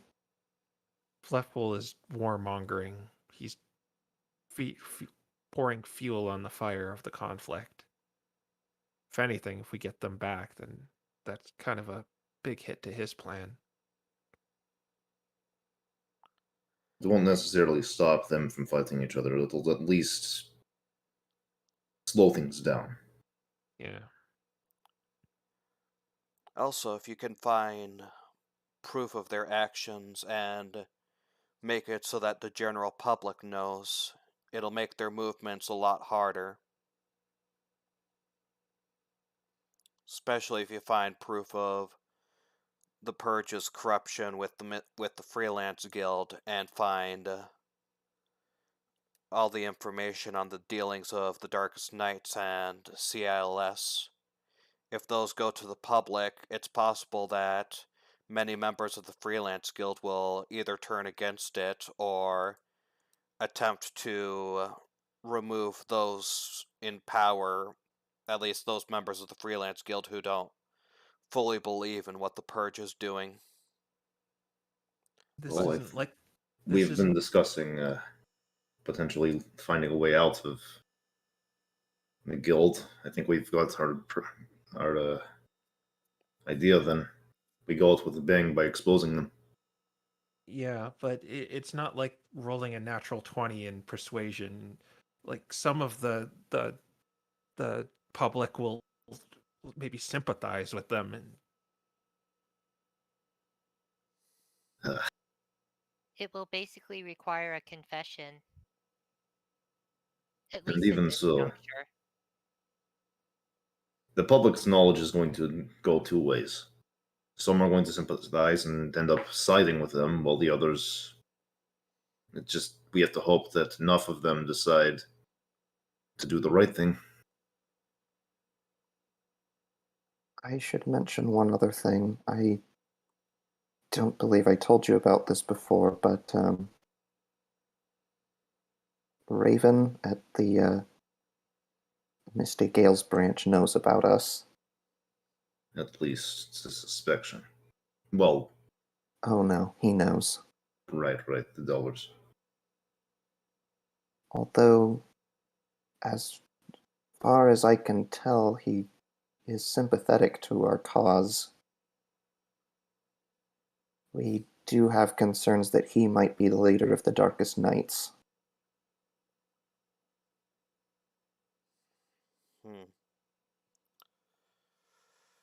Still, thinks for a moment, and so does Robert. Robert says he's not to be trusted, though at the same time, Christelle says, then perhaps you need to speak with him. They both look at each other for a moment, but Robert eventually says, if you want to attempt to, you may, but I believe he should not be trusted. Whereas Christelle says, maybe, maybe not. It may depend on what a confrontation would bring. At the very least, if he is an ally, then he could be a good boon for you, should you choose to continue working with the guild. He was my brother's friend. Huh? Say that again. He was my brother's friend. I see. Then yes, I would say you should definitely talk with him. Try and get an understanding. Perhaps see if your fears are correct or if they're wrong. And see if he may be an ally, an asset, or an enemy. Don't go in expecting anything specific, but... And at the same time, if he does turn out to be an enemy, prepare to escape as soon as you can. But if he is an ally, then there's a possibility he might be a great help to you going forward. I don't Either way. suspect we'll end up being in any real trouble from him. If we are suspecting correctly, then, well, as they say, the boss likes us.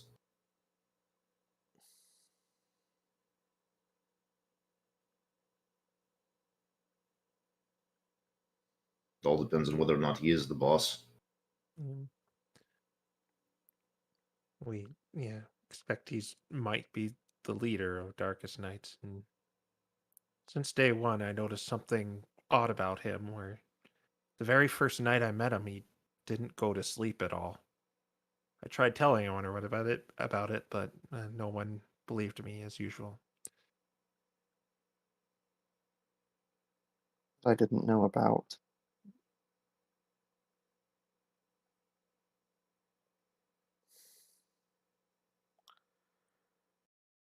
And, looks down at the ring on his finger.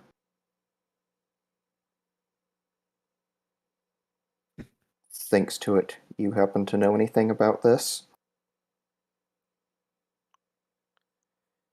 What this are you talking about? Never mind. I'm going to assume that Harold has told the Delvers about the ring. Okay. They're gonna take it. No. Or specifically about Harold's ring having the grow vial, or just the rings in general? Both.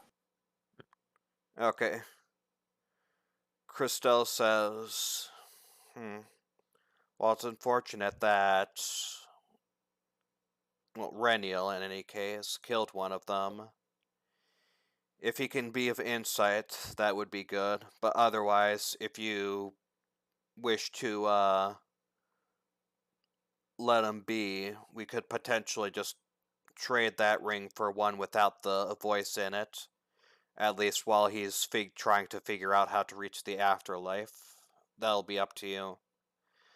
As for the rings themselves, we'll have to know which of you has them, which one doesn't, just so that if Ave sees any distortions or anything of note, she can use sending on you. The ring's block sending. Wait, did that book I read say anything about the afterlife or death?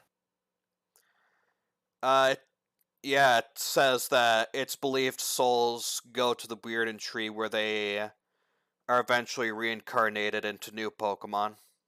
Oh no. Wait a minute.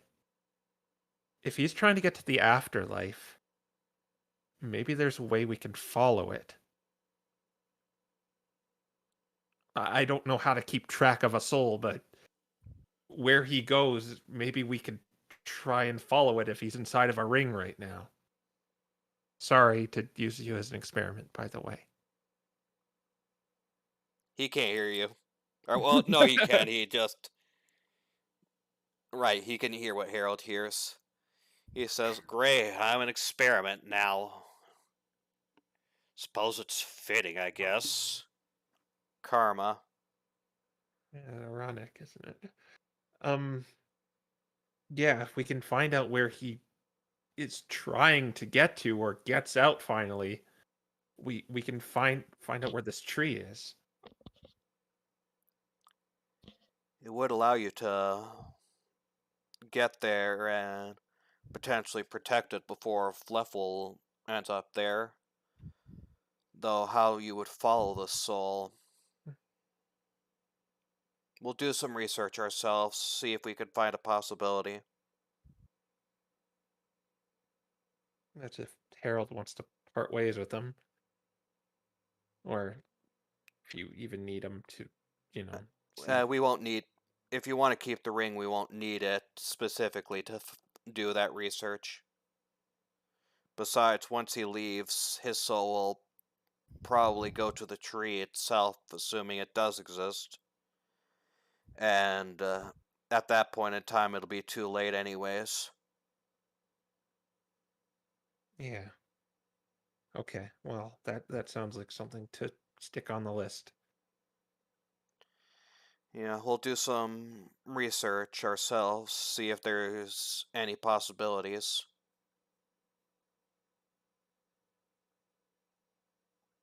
Okay, so maybe stay in that ring. I don't know. I've just been told Reniel is torturing you and Harold talked to you. Maybe stay in there for a little while longer and we can find a tree, okay? Ugh, great. Now I'm being asked to stay. Don't ask any questions, and I'll stay as long as you want, alright? That's my deal. Otherwise, I'm finding the first way out of here. I don't hear anything. He's telling this to Harold. I know.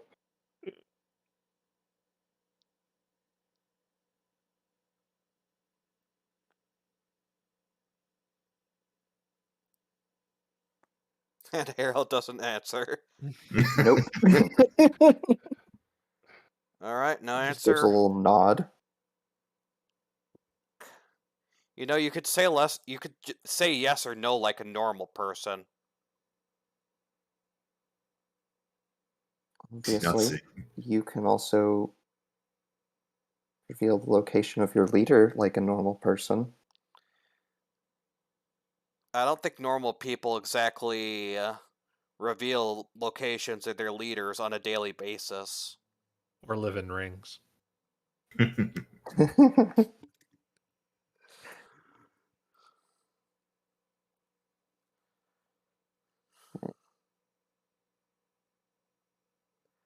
Alright, alright.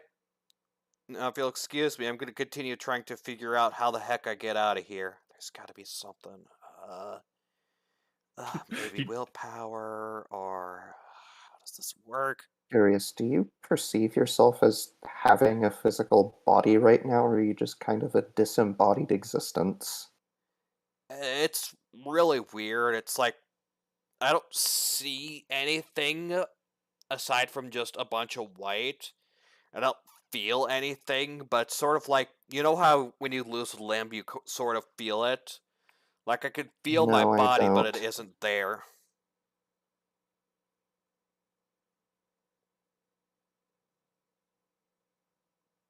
Well, I think we all have a list of things to do.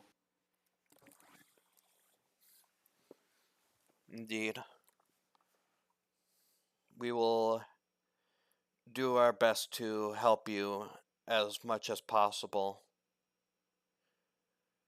We already have a few things we can do, and as she's saying that, you notice on Ave's map a large red dot appears around here. And Ave turns to that and she says, "A distortion's opening up." Wait, Do I know how regularly something like this happens? No. This a common occurrence?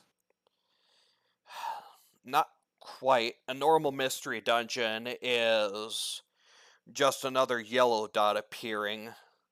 This is something bigger.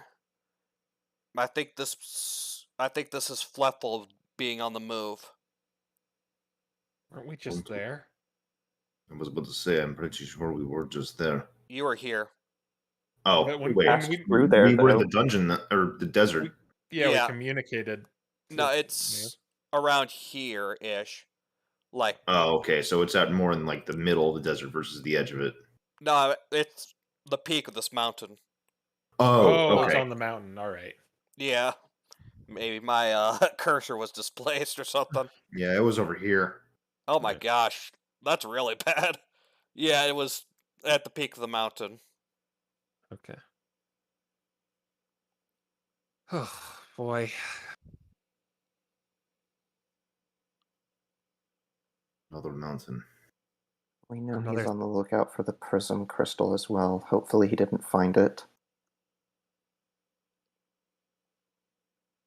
Fortunately, we will be heading in that direction after we pick up the Escort T. Escort T. What's the word? Escort. Yes. I don't know. I don't know either.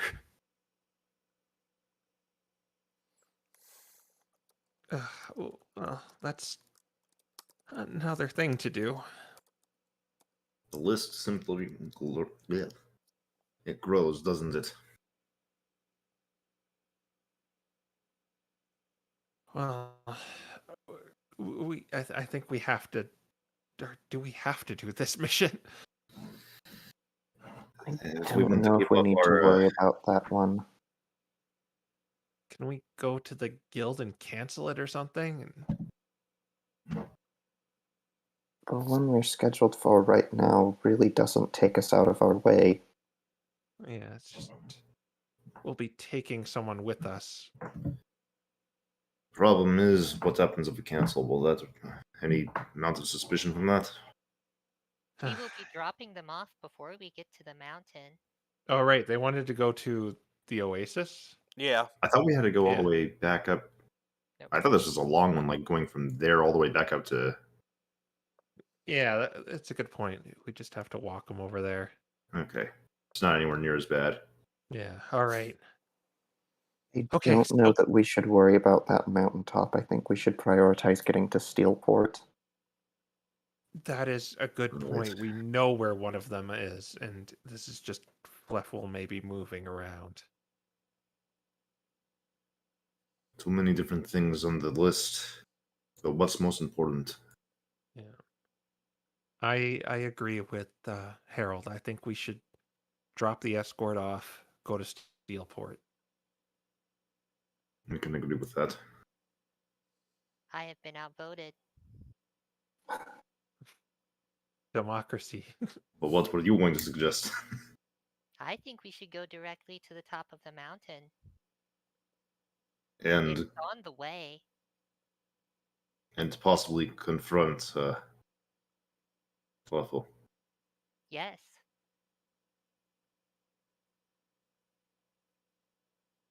Hmm.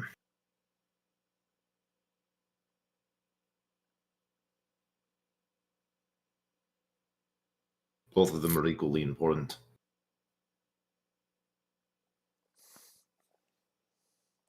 Okay. Well, what we'll do is we'll shop around for a big expedition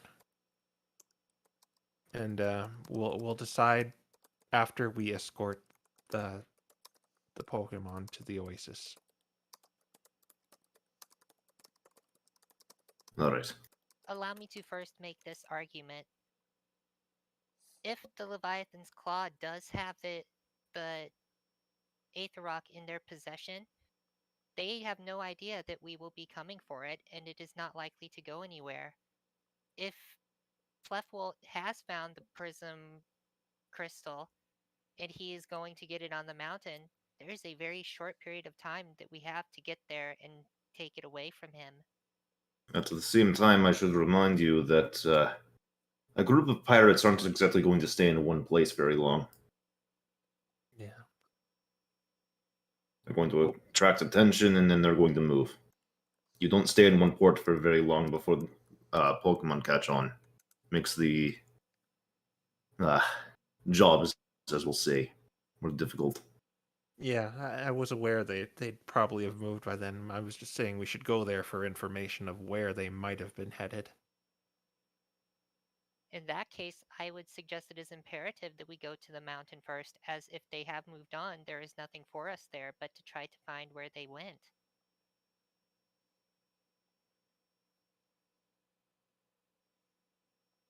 Yeah, we'll decide after we're done shopping. All right. And one last note. This has been in the back of my mind for a bit. I'm wondering if perhaps we want to make our work with the Delvers more official, given our situation with the Expedition Guild. It feels like such a dead end. I know it's quite a sudden thing to bring up, but, well, I would not be opposed to it, assuming things go downhill with the guild. it's not a question of if, it's more the question of when.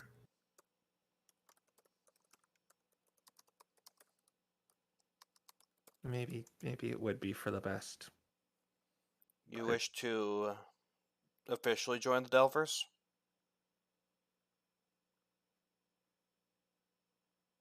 Well, I never even wanted to join the guild.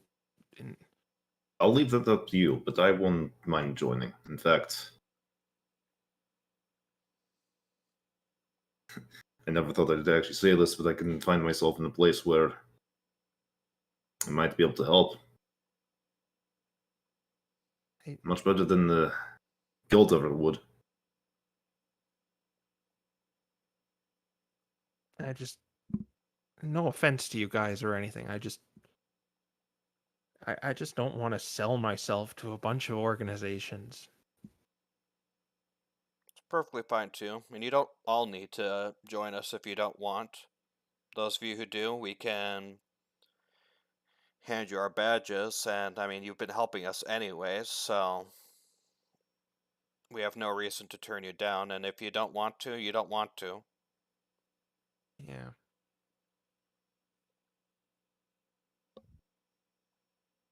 Honestly, I feel like just I look at Renyel at his mane and just say going home. But I realize there's things to be done. And if you guys are gonna do it, I'll do it too.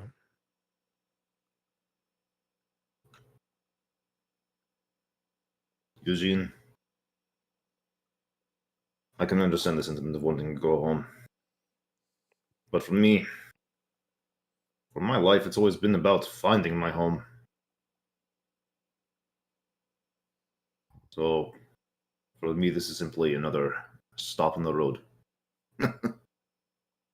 We'll see. Maybe we can get you a good trip back home and a good vacation after all this. What do you say? Yeah. Okay. I'm with you guys.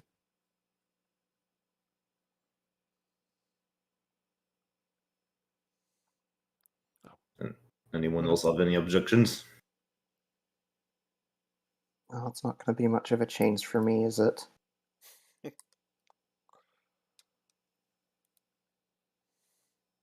No, you've always been here, so I would say it's not going to be.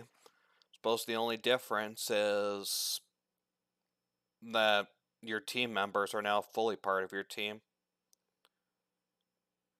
Speaking of which, I suppose if you're all going to be working as a team from here on out, you might want to come up with some sort of team name or something like that. Harold just has a look of horror on his face.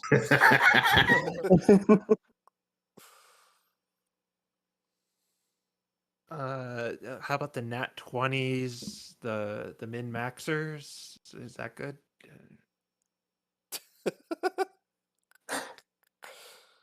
Harold just stares at Eugene for a second.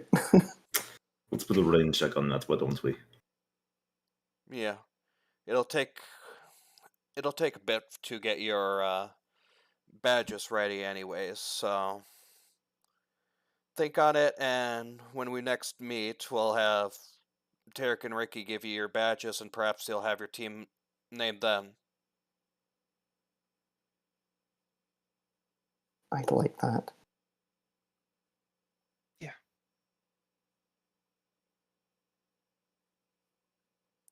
Very well. Do your shopping, get your escort, and I wish you luck. All right. So, are there any safer alternative ways out of this place? We have a I'm only asking. We do have a passageway that leads outside the city near the Lake of Magic, yes. Oh, that's a little too far, maybe. That's the other way out of here. Yeah, okay. Well, I'm only asking because of last time. We still have a cover story of trying a little, what? Therapy session with Renil and his parasite.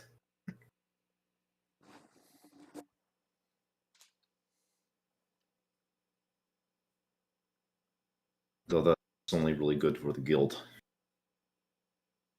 Yeah. Well, okay. With that being said, we've probably got to deliberate what our next move is going to be, and but we're probably low on supplies, so that money you just gave us is probably going to come to good use. I hope so. And I wish you all luck. But be careful.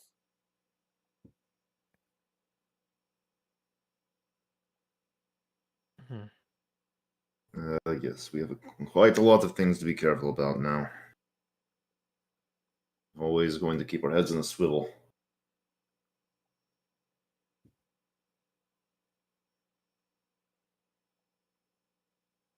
Okay, with that, unless there's anything else anyone wants to say, we'll head out. Yep. Okay. And no, real, they're not going to be the Sonic heroes, no matter how much you ask.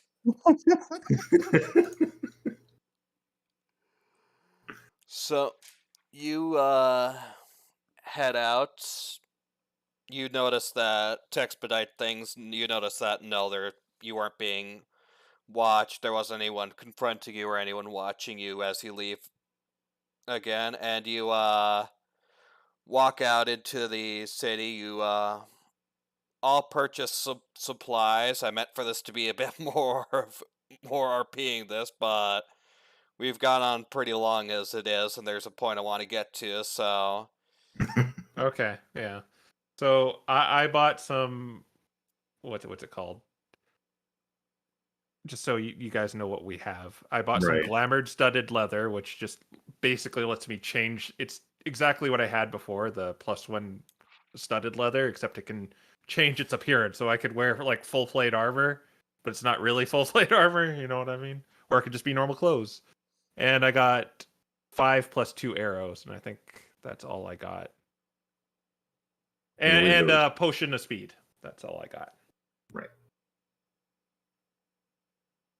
I went ahead and bought a breastplate and a Templar's longsword. It's a longsword with a 15-foot reach. Yeah, basically And the way it looks is that it's this long sword, but segmented, sort of. Basically, if you played Fire Emblem, it's sort of the sword of the creator, only not made of bones, but made of metal connected by a thin metal, stringy metal, and it's It's sort like of a yeah, it's it's the sort of whip a sword from whip Aria of sword, yeah. Sorrow. yes. That's a good way of putting it. And then I bought a potion of superior healing. I think my goal in Renul's is actually a little more complicated because I mostly just wanted a potion of superior healing, but Renul. We'll discuss that after the session, but In for terms of now, how it's split, anyways. But okay, yeah, we're definitely getting Renul the Elven Chain Armor, or however that would be called in universe. And Renul also purchased a Robe of Stars, a Calm Mind TM, a Necrotic Dagger, and a Radiant Dagger to add to his collection. quite a shopping spree on his part. That's what happens when you hoard your money. Yeah. Yes, Rainiel's knife collection grows. Another. Well, two more.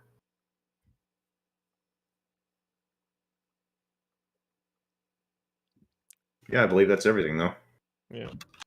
All right.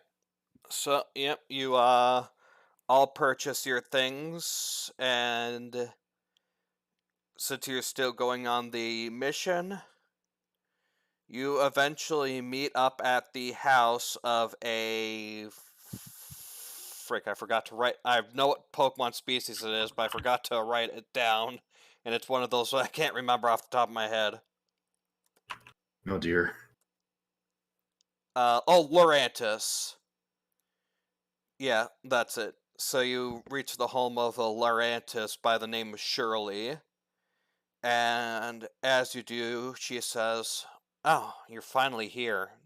Took you guys long enough." Yeah. Apologies, we had other affairs to take care of.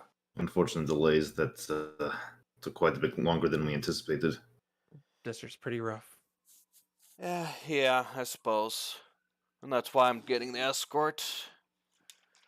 I want to see how the desert's looking, and specifically see how the Oasis is looking now that it's been transformed into a mystery dungeon.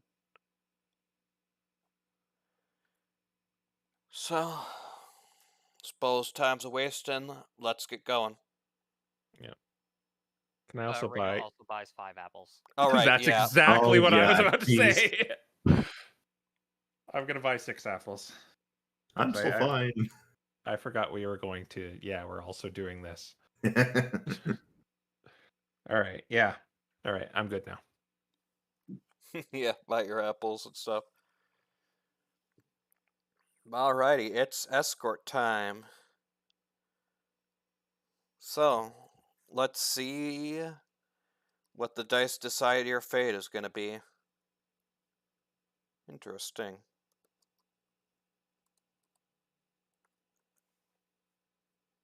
Okay. Alright. So, you begin walking along the river.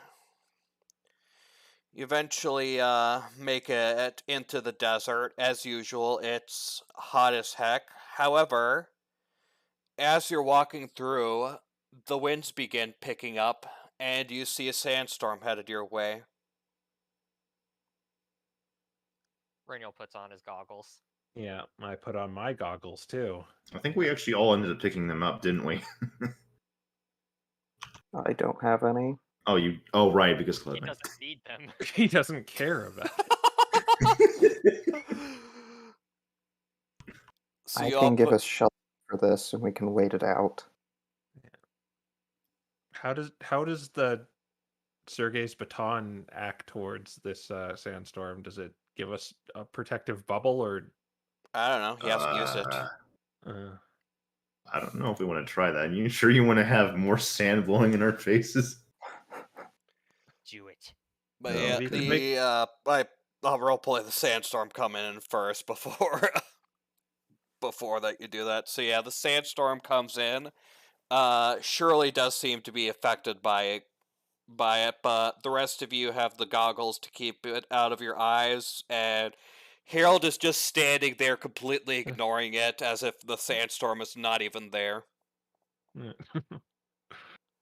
It is Okay, maybe. slightly obscuring your peripheral vision though, but otherwise you're not getting horribly sand in your eyes.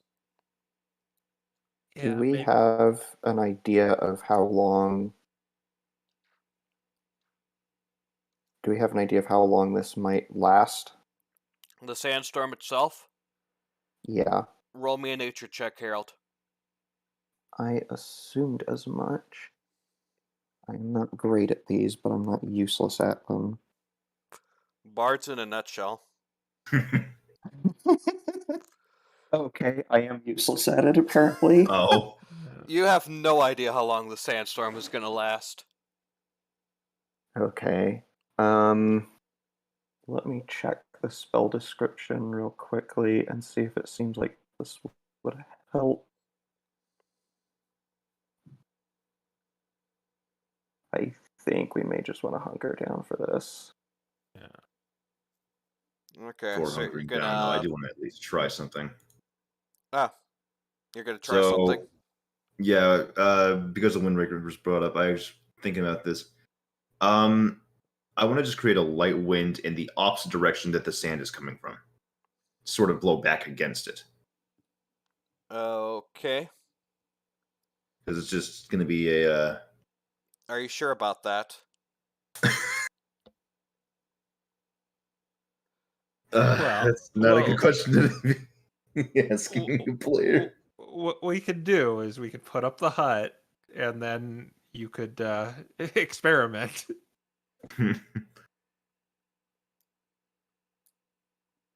That's probably a better idea if you want to go with that. I'm going to go ahead and take a few minutes and put up the tiny hut. Okay. So, you, sit down, you wait a few minutes, and eventually the tiny hut springs out all around you guys, and the sand is no longer blowing around. As that happens, Shirley rubs her eyes with those Loranta's cloth things. I'm sure I am greatly offending Doc right now by calling him that.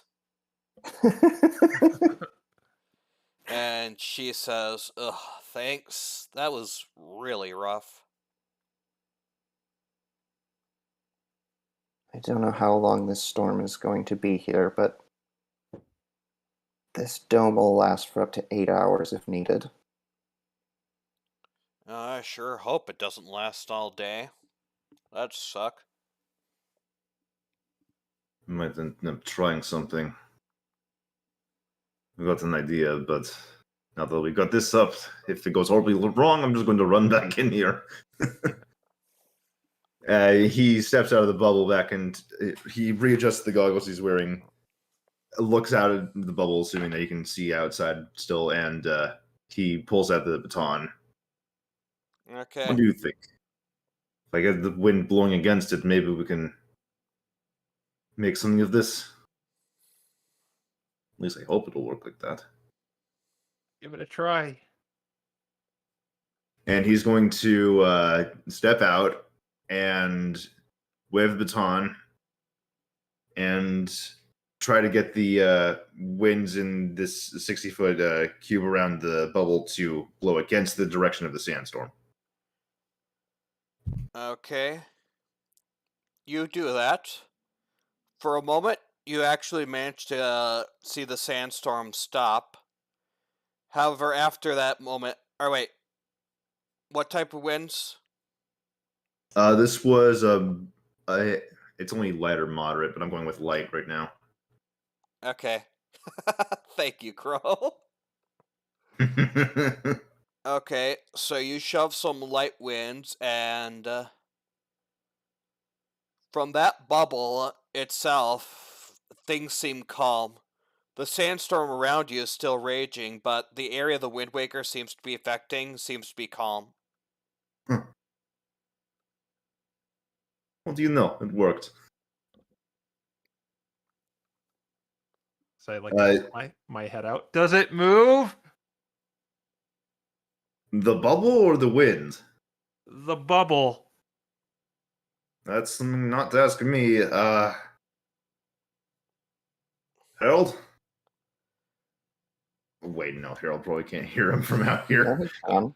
I I think Eugene is referring to the bubble of safety created by the Wind Waker. Oh. Yeah. Yeah, it's centered on me. Well, it should. He starts moving away from the bubble as a test. Yeah, it Keep an seems eye to on the other be. side. You said it seems to be? Yeah. It seems to be following you. Well, it's 60 feet, and anyone else can make the judge. I'm just move back to the bubble. What do you think? As all around them. But how long does that stay up? It does not say it has any limited duration. Just I did not think of you never the gave me duration. a limitation on when this goes away. All right, so for now it will be infinite, and I'll have to think of the duration later. Well, I guess Congratulations, you exploited my ignorance on thinking, oh crap, it needs a duration. You'll only be able to do it for this episode, but have fun. let's get a move on that. I feel like we can only do this once.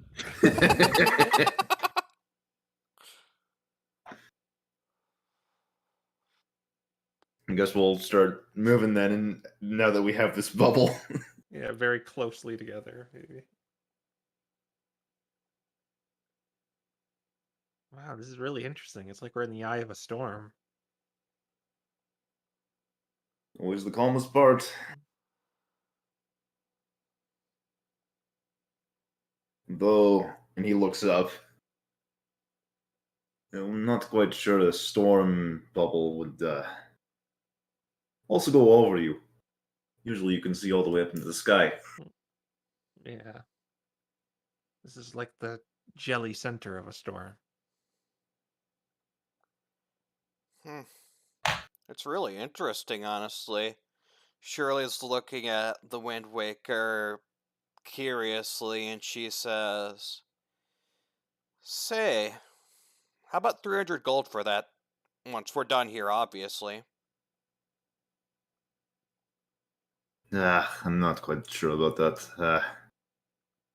Had quite a lot of good use out of this throughout my time, just ever since joined up. It's funny to imagine this was something I found while still just training. You sure? Alright. Very well. She shrugs and keeps walking with you.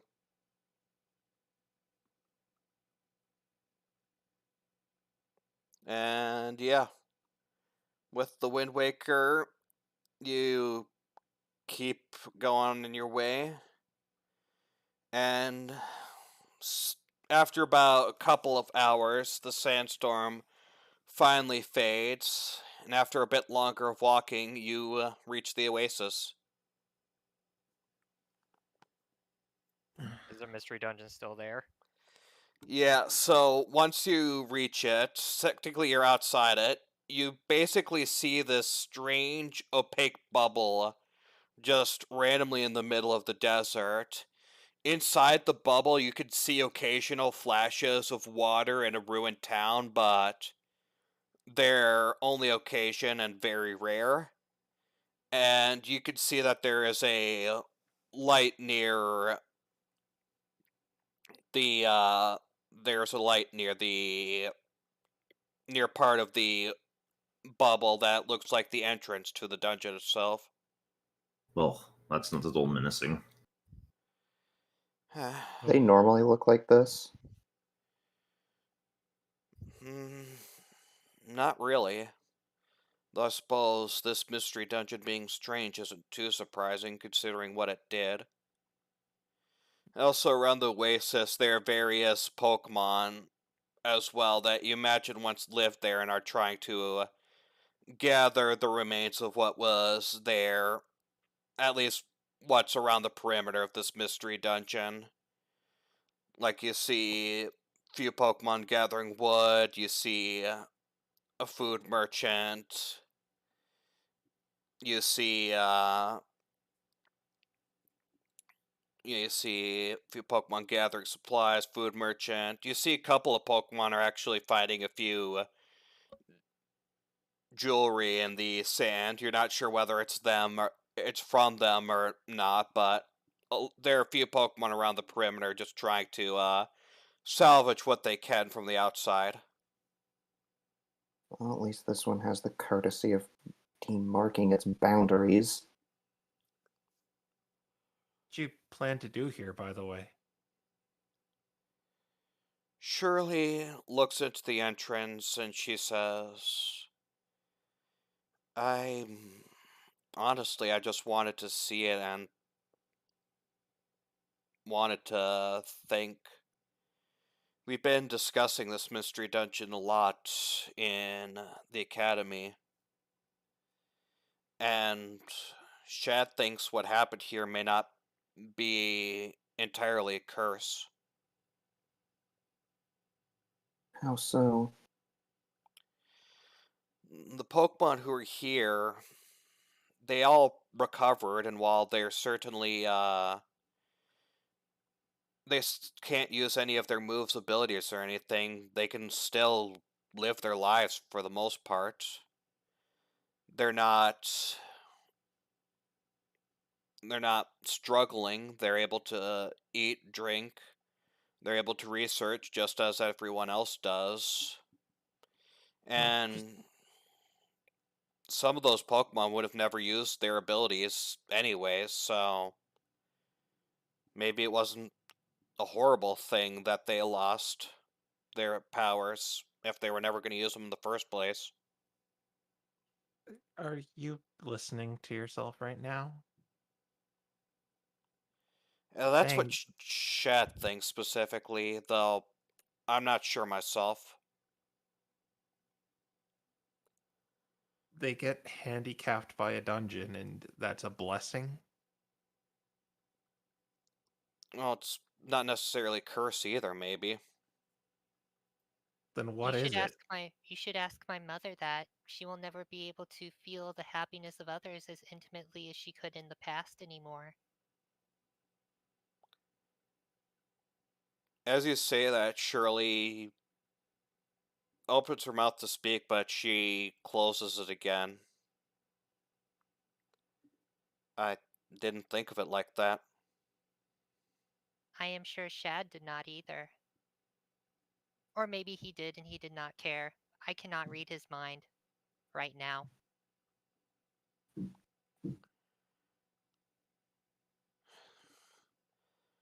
That's, But we'll do us and you can do you.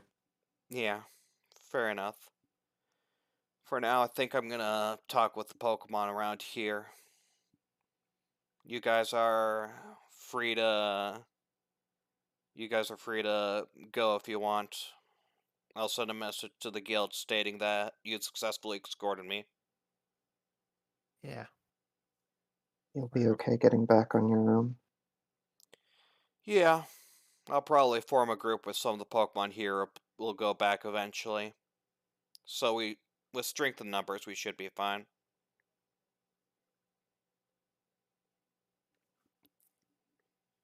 Very well.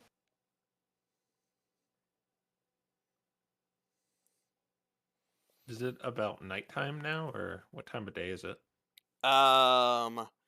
It's about late evening right now, though. Since you're looking at the sky to see what time it is, give me a perception check, Eugene. Okay. Not survival or nature? Nope, perception. Okay, perception's the best one. I just wanted to break up the perceptions. This one is specifically perception. D20 plus 9. 15? You see a glint of something in the sky. It seems to be falling. Hey, look at that. It's like I'm doing that thing where you're pointing something in the sky and like the person you're showing doesn't see it. No, over there, above that cloud. Yeah, right there. Can any of the rest of us see it when he points it out? Yeah. You eventually all see it look like a shooting star if it weren't for the fact that it's falling directly towards the ground nearby. Oh, we should get away from that, just in case. Yeah. We should get closer to it to find out what it is. We can check it out later, but we don't want to be nearby when it impacts. Yeah, I maybe point this out to the rest of the Pokemon around here as well, that there's something falling. Yeah. Okay, So you say that to the Pokemon.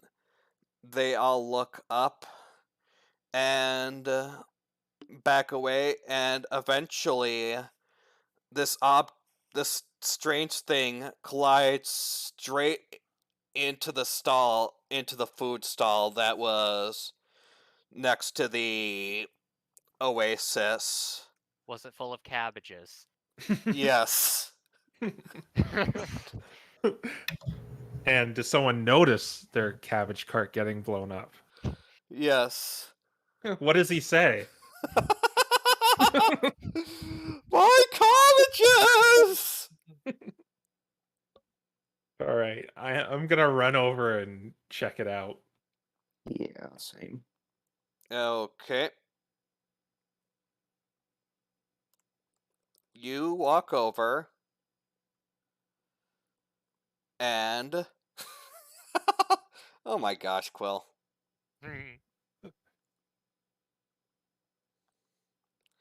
So you walk over. It left a pretty big impact.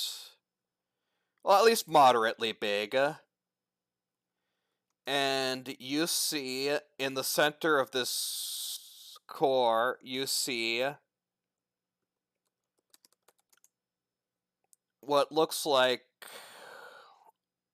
almost like something armored. Or was armored in any case, though it looks slightly broken down. So it's a creature? Yes. Introduce yourself, creature. You're muted. Oh. Or eventually introduce yourself, creature. It's experiencing a concussion right now. Yeah.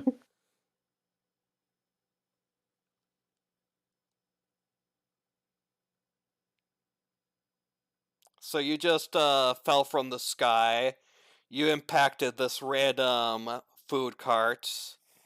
And now a Cyniquil is looking over you. Observation. That was a rather hard fall. Are you alright? Statement. That was nothing. I'm rather surprised that my rather sturdy armor could make it, in all honesty. As you say that, some of your armor cracks off and ends up falling off and revealing your core. Right, reveals this rather orangey core with swirly eyes. Sarcastic statement. And of course, the moment I open my mouth, it happens. Who are you? Inquiry. It is rather rude to ask as such without giving your name first. John. Right. Response. I am Asterob.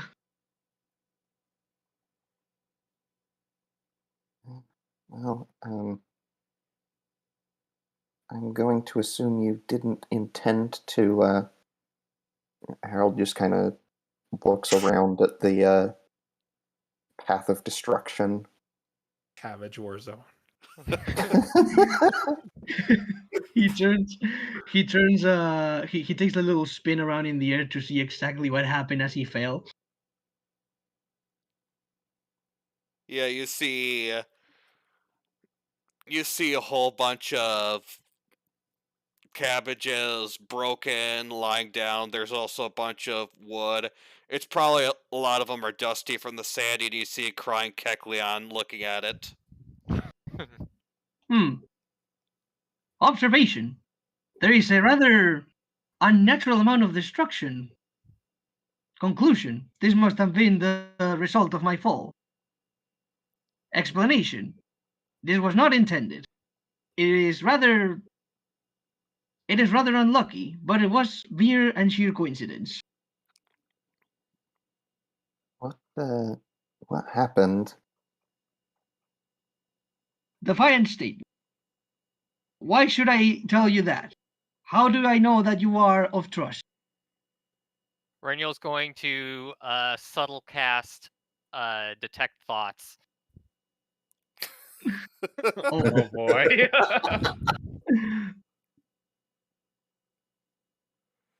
He's pinned this on you to explain now.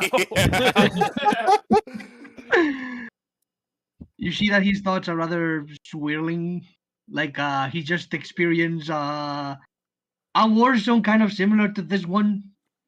Like his main thoughts are mostly fear, exhilaration, and I guess urgency. I suspect he has a concussion. Defiant statement. I do not suffer any of these concussions you meatbags speak of. Look, do you need help or not? You destroyed a cabbage cart and you fell from the sky, and I was just wondering what you were. Explanation. I am a meteor. At least that is what my species is called. We live rather high in the ozone layer, although more specifically I was high in my observatory in the cloud.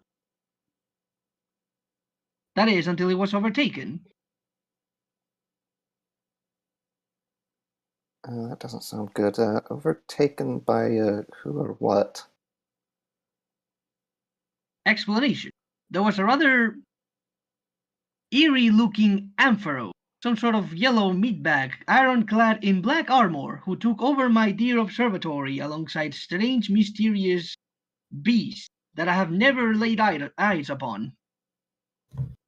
Observation. Apparently they were in need to overtake and raid my observatory. Sad conclusion. I was not able to discern why did they need my observatory. Your observatory doesn't happen to be over the top of a mountain in the area, does it? Response. Yes, but not quite. It is rather high on top of a mountain, but in that area, there is a rather strange path of clouds one may be able to walk. Using that path of clouds, you can reach my observatory. You're not an alien, are you? Because those things usually have like a CR of like 17 sometimes. What? They eat your brains and...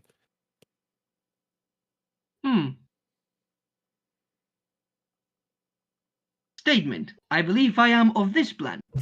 Rather at the very edge of it, but of this planet nonetheless. Oh, okay, good. Inquiry. Why would you assume that I am not of this planet? Oh, you fell down pretty far. We are also familiar with interdimensional beings. It is not such a stretch of the imagination to assume that beings could come from not this planet. Conclusive response. Ah, yes. That would make sense. So, if you're not made of flesh, what are you made of? Statement. I am mostly made of airborne dust and rock particles compounded together into a single silica-based life form. Harold just nods slowly. Yeah. Dumbed down explanation. I am made of rock. Ah, okay. Harold's just. It almost looks like he wants to poke the orange core, but he is containing himself. He then looks around and goes, pleasant request. I am rather hungry from my unintentional but intentional fall from the sky. Do you happen to have any food on you? I pull out an apple. I assume we would know what rock types eat. I mean, do we know what a minior is? Well, I pull it out from perplexed by this situation and just. Sassy Even if- responds, ah, of course. A carbon-based organic compound, because that's exactly the food I require. Renniel picks up a paw full of sand. Well, he's rather a mage handful of sand and offers it to let's see, Asterob. Thankful response. Well, not exactly a delicatessen, but it shall do. And the puff of sand flies off of your own mage hand. It just floats seemingly on its own and goes into its hand and into its mouth, and he just munches it, and it sounds super crunchy.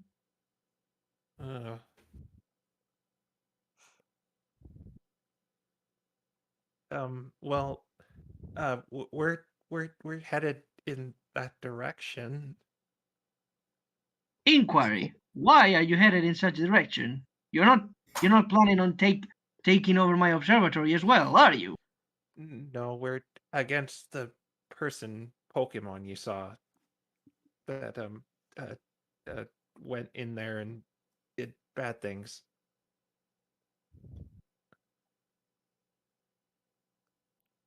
Statement. Conclusion. That means that if we share a common enemy, it would make us unexpected allies. Inquiry. How can I know that you are trustworthy allies? You are not Do dead you yet. have much of a choice? I offered you an apple. So your answers are, you're not dead yet. The range of the responses he got. You're not dead yet. Also, I gave you an apple. Also, you don't have any other choice. Observation.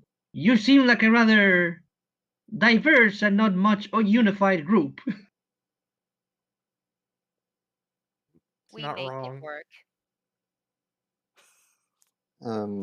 You don't happen to have something like this in your observatory, do you? And Harold is going to show the sketch he made earlier of the Prism Crystal. You do not. He's going to lower himself right up to it and fully inspect it from every single angle possible.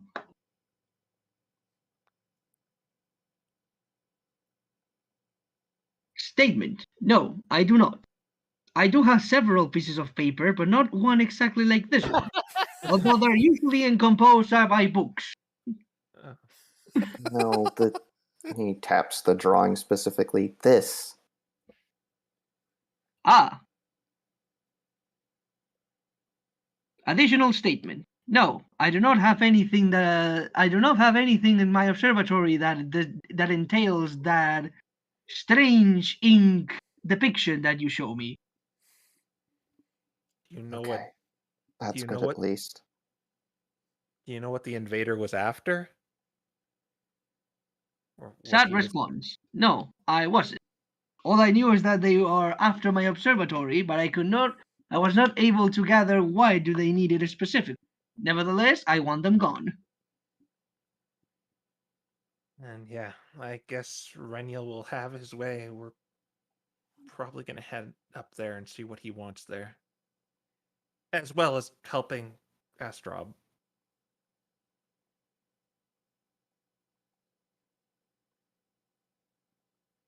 Inquiry. What is it exactly that you have with these other Pokemon? I don't know how much you're keeping up with everything going on down here. Statement. I do not concern myself with the issues and troubles of Pokemon of the lower planes. I only concern myself with my research of the stars.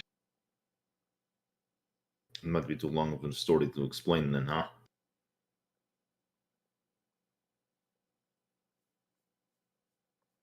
Why don't I put it this way?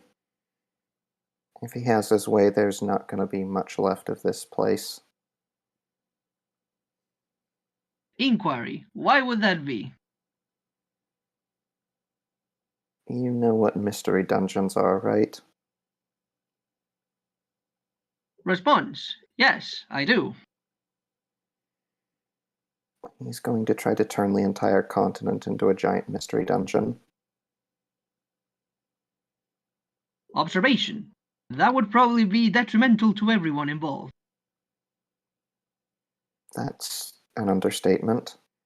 Inquiry. Why would anyone want to do such a foolish thing? I am aware that usual meatbags do this kind of stupidity, but this is beyond reasonable. He Well, also wants to incite war, so a giant tree from legend appears. Mockery. That sounds completely insane.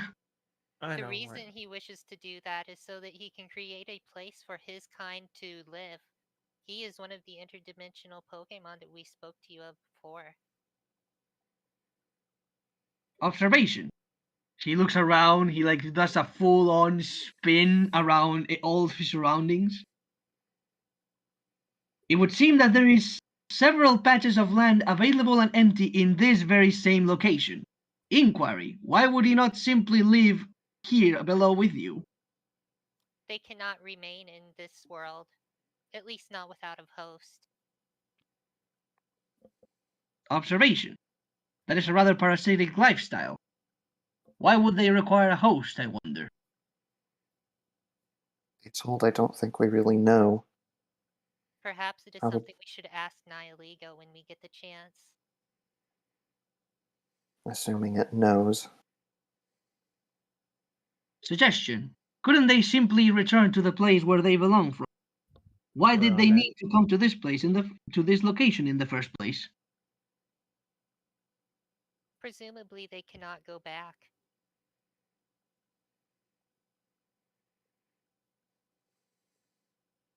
Statement. That is rather curious. One does not simply travel the halls of interdimensionality. Defiant statement. They simply didn't try hard enough. I have not figured out myself yet, but I shall one day. They are likely in the same situation then.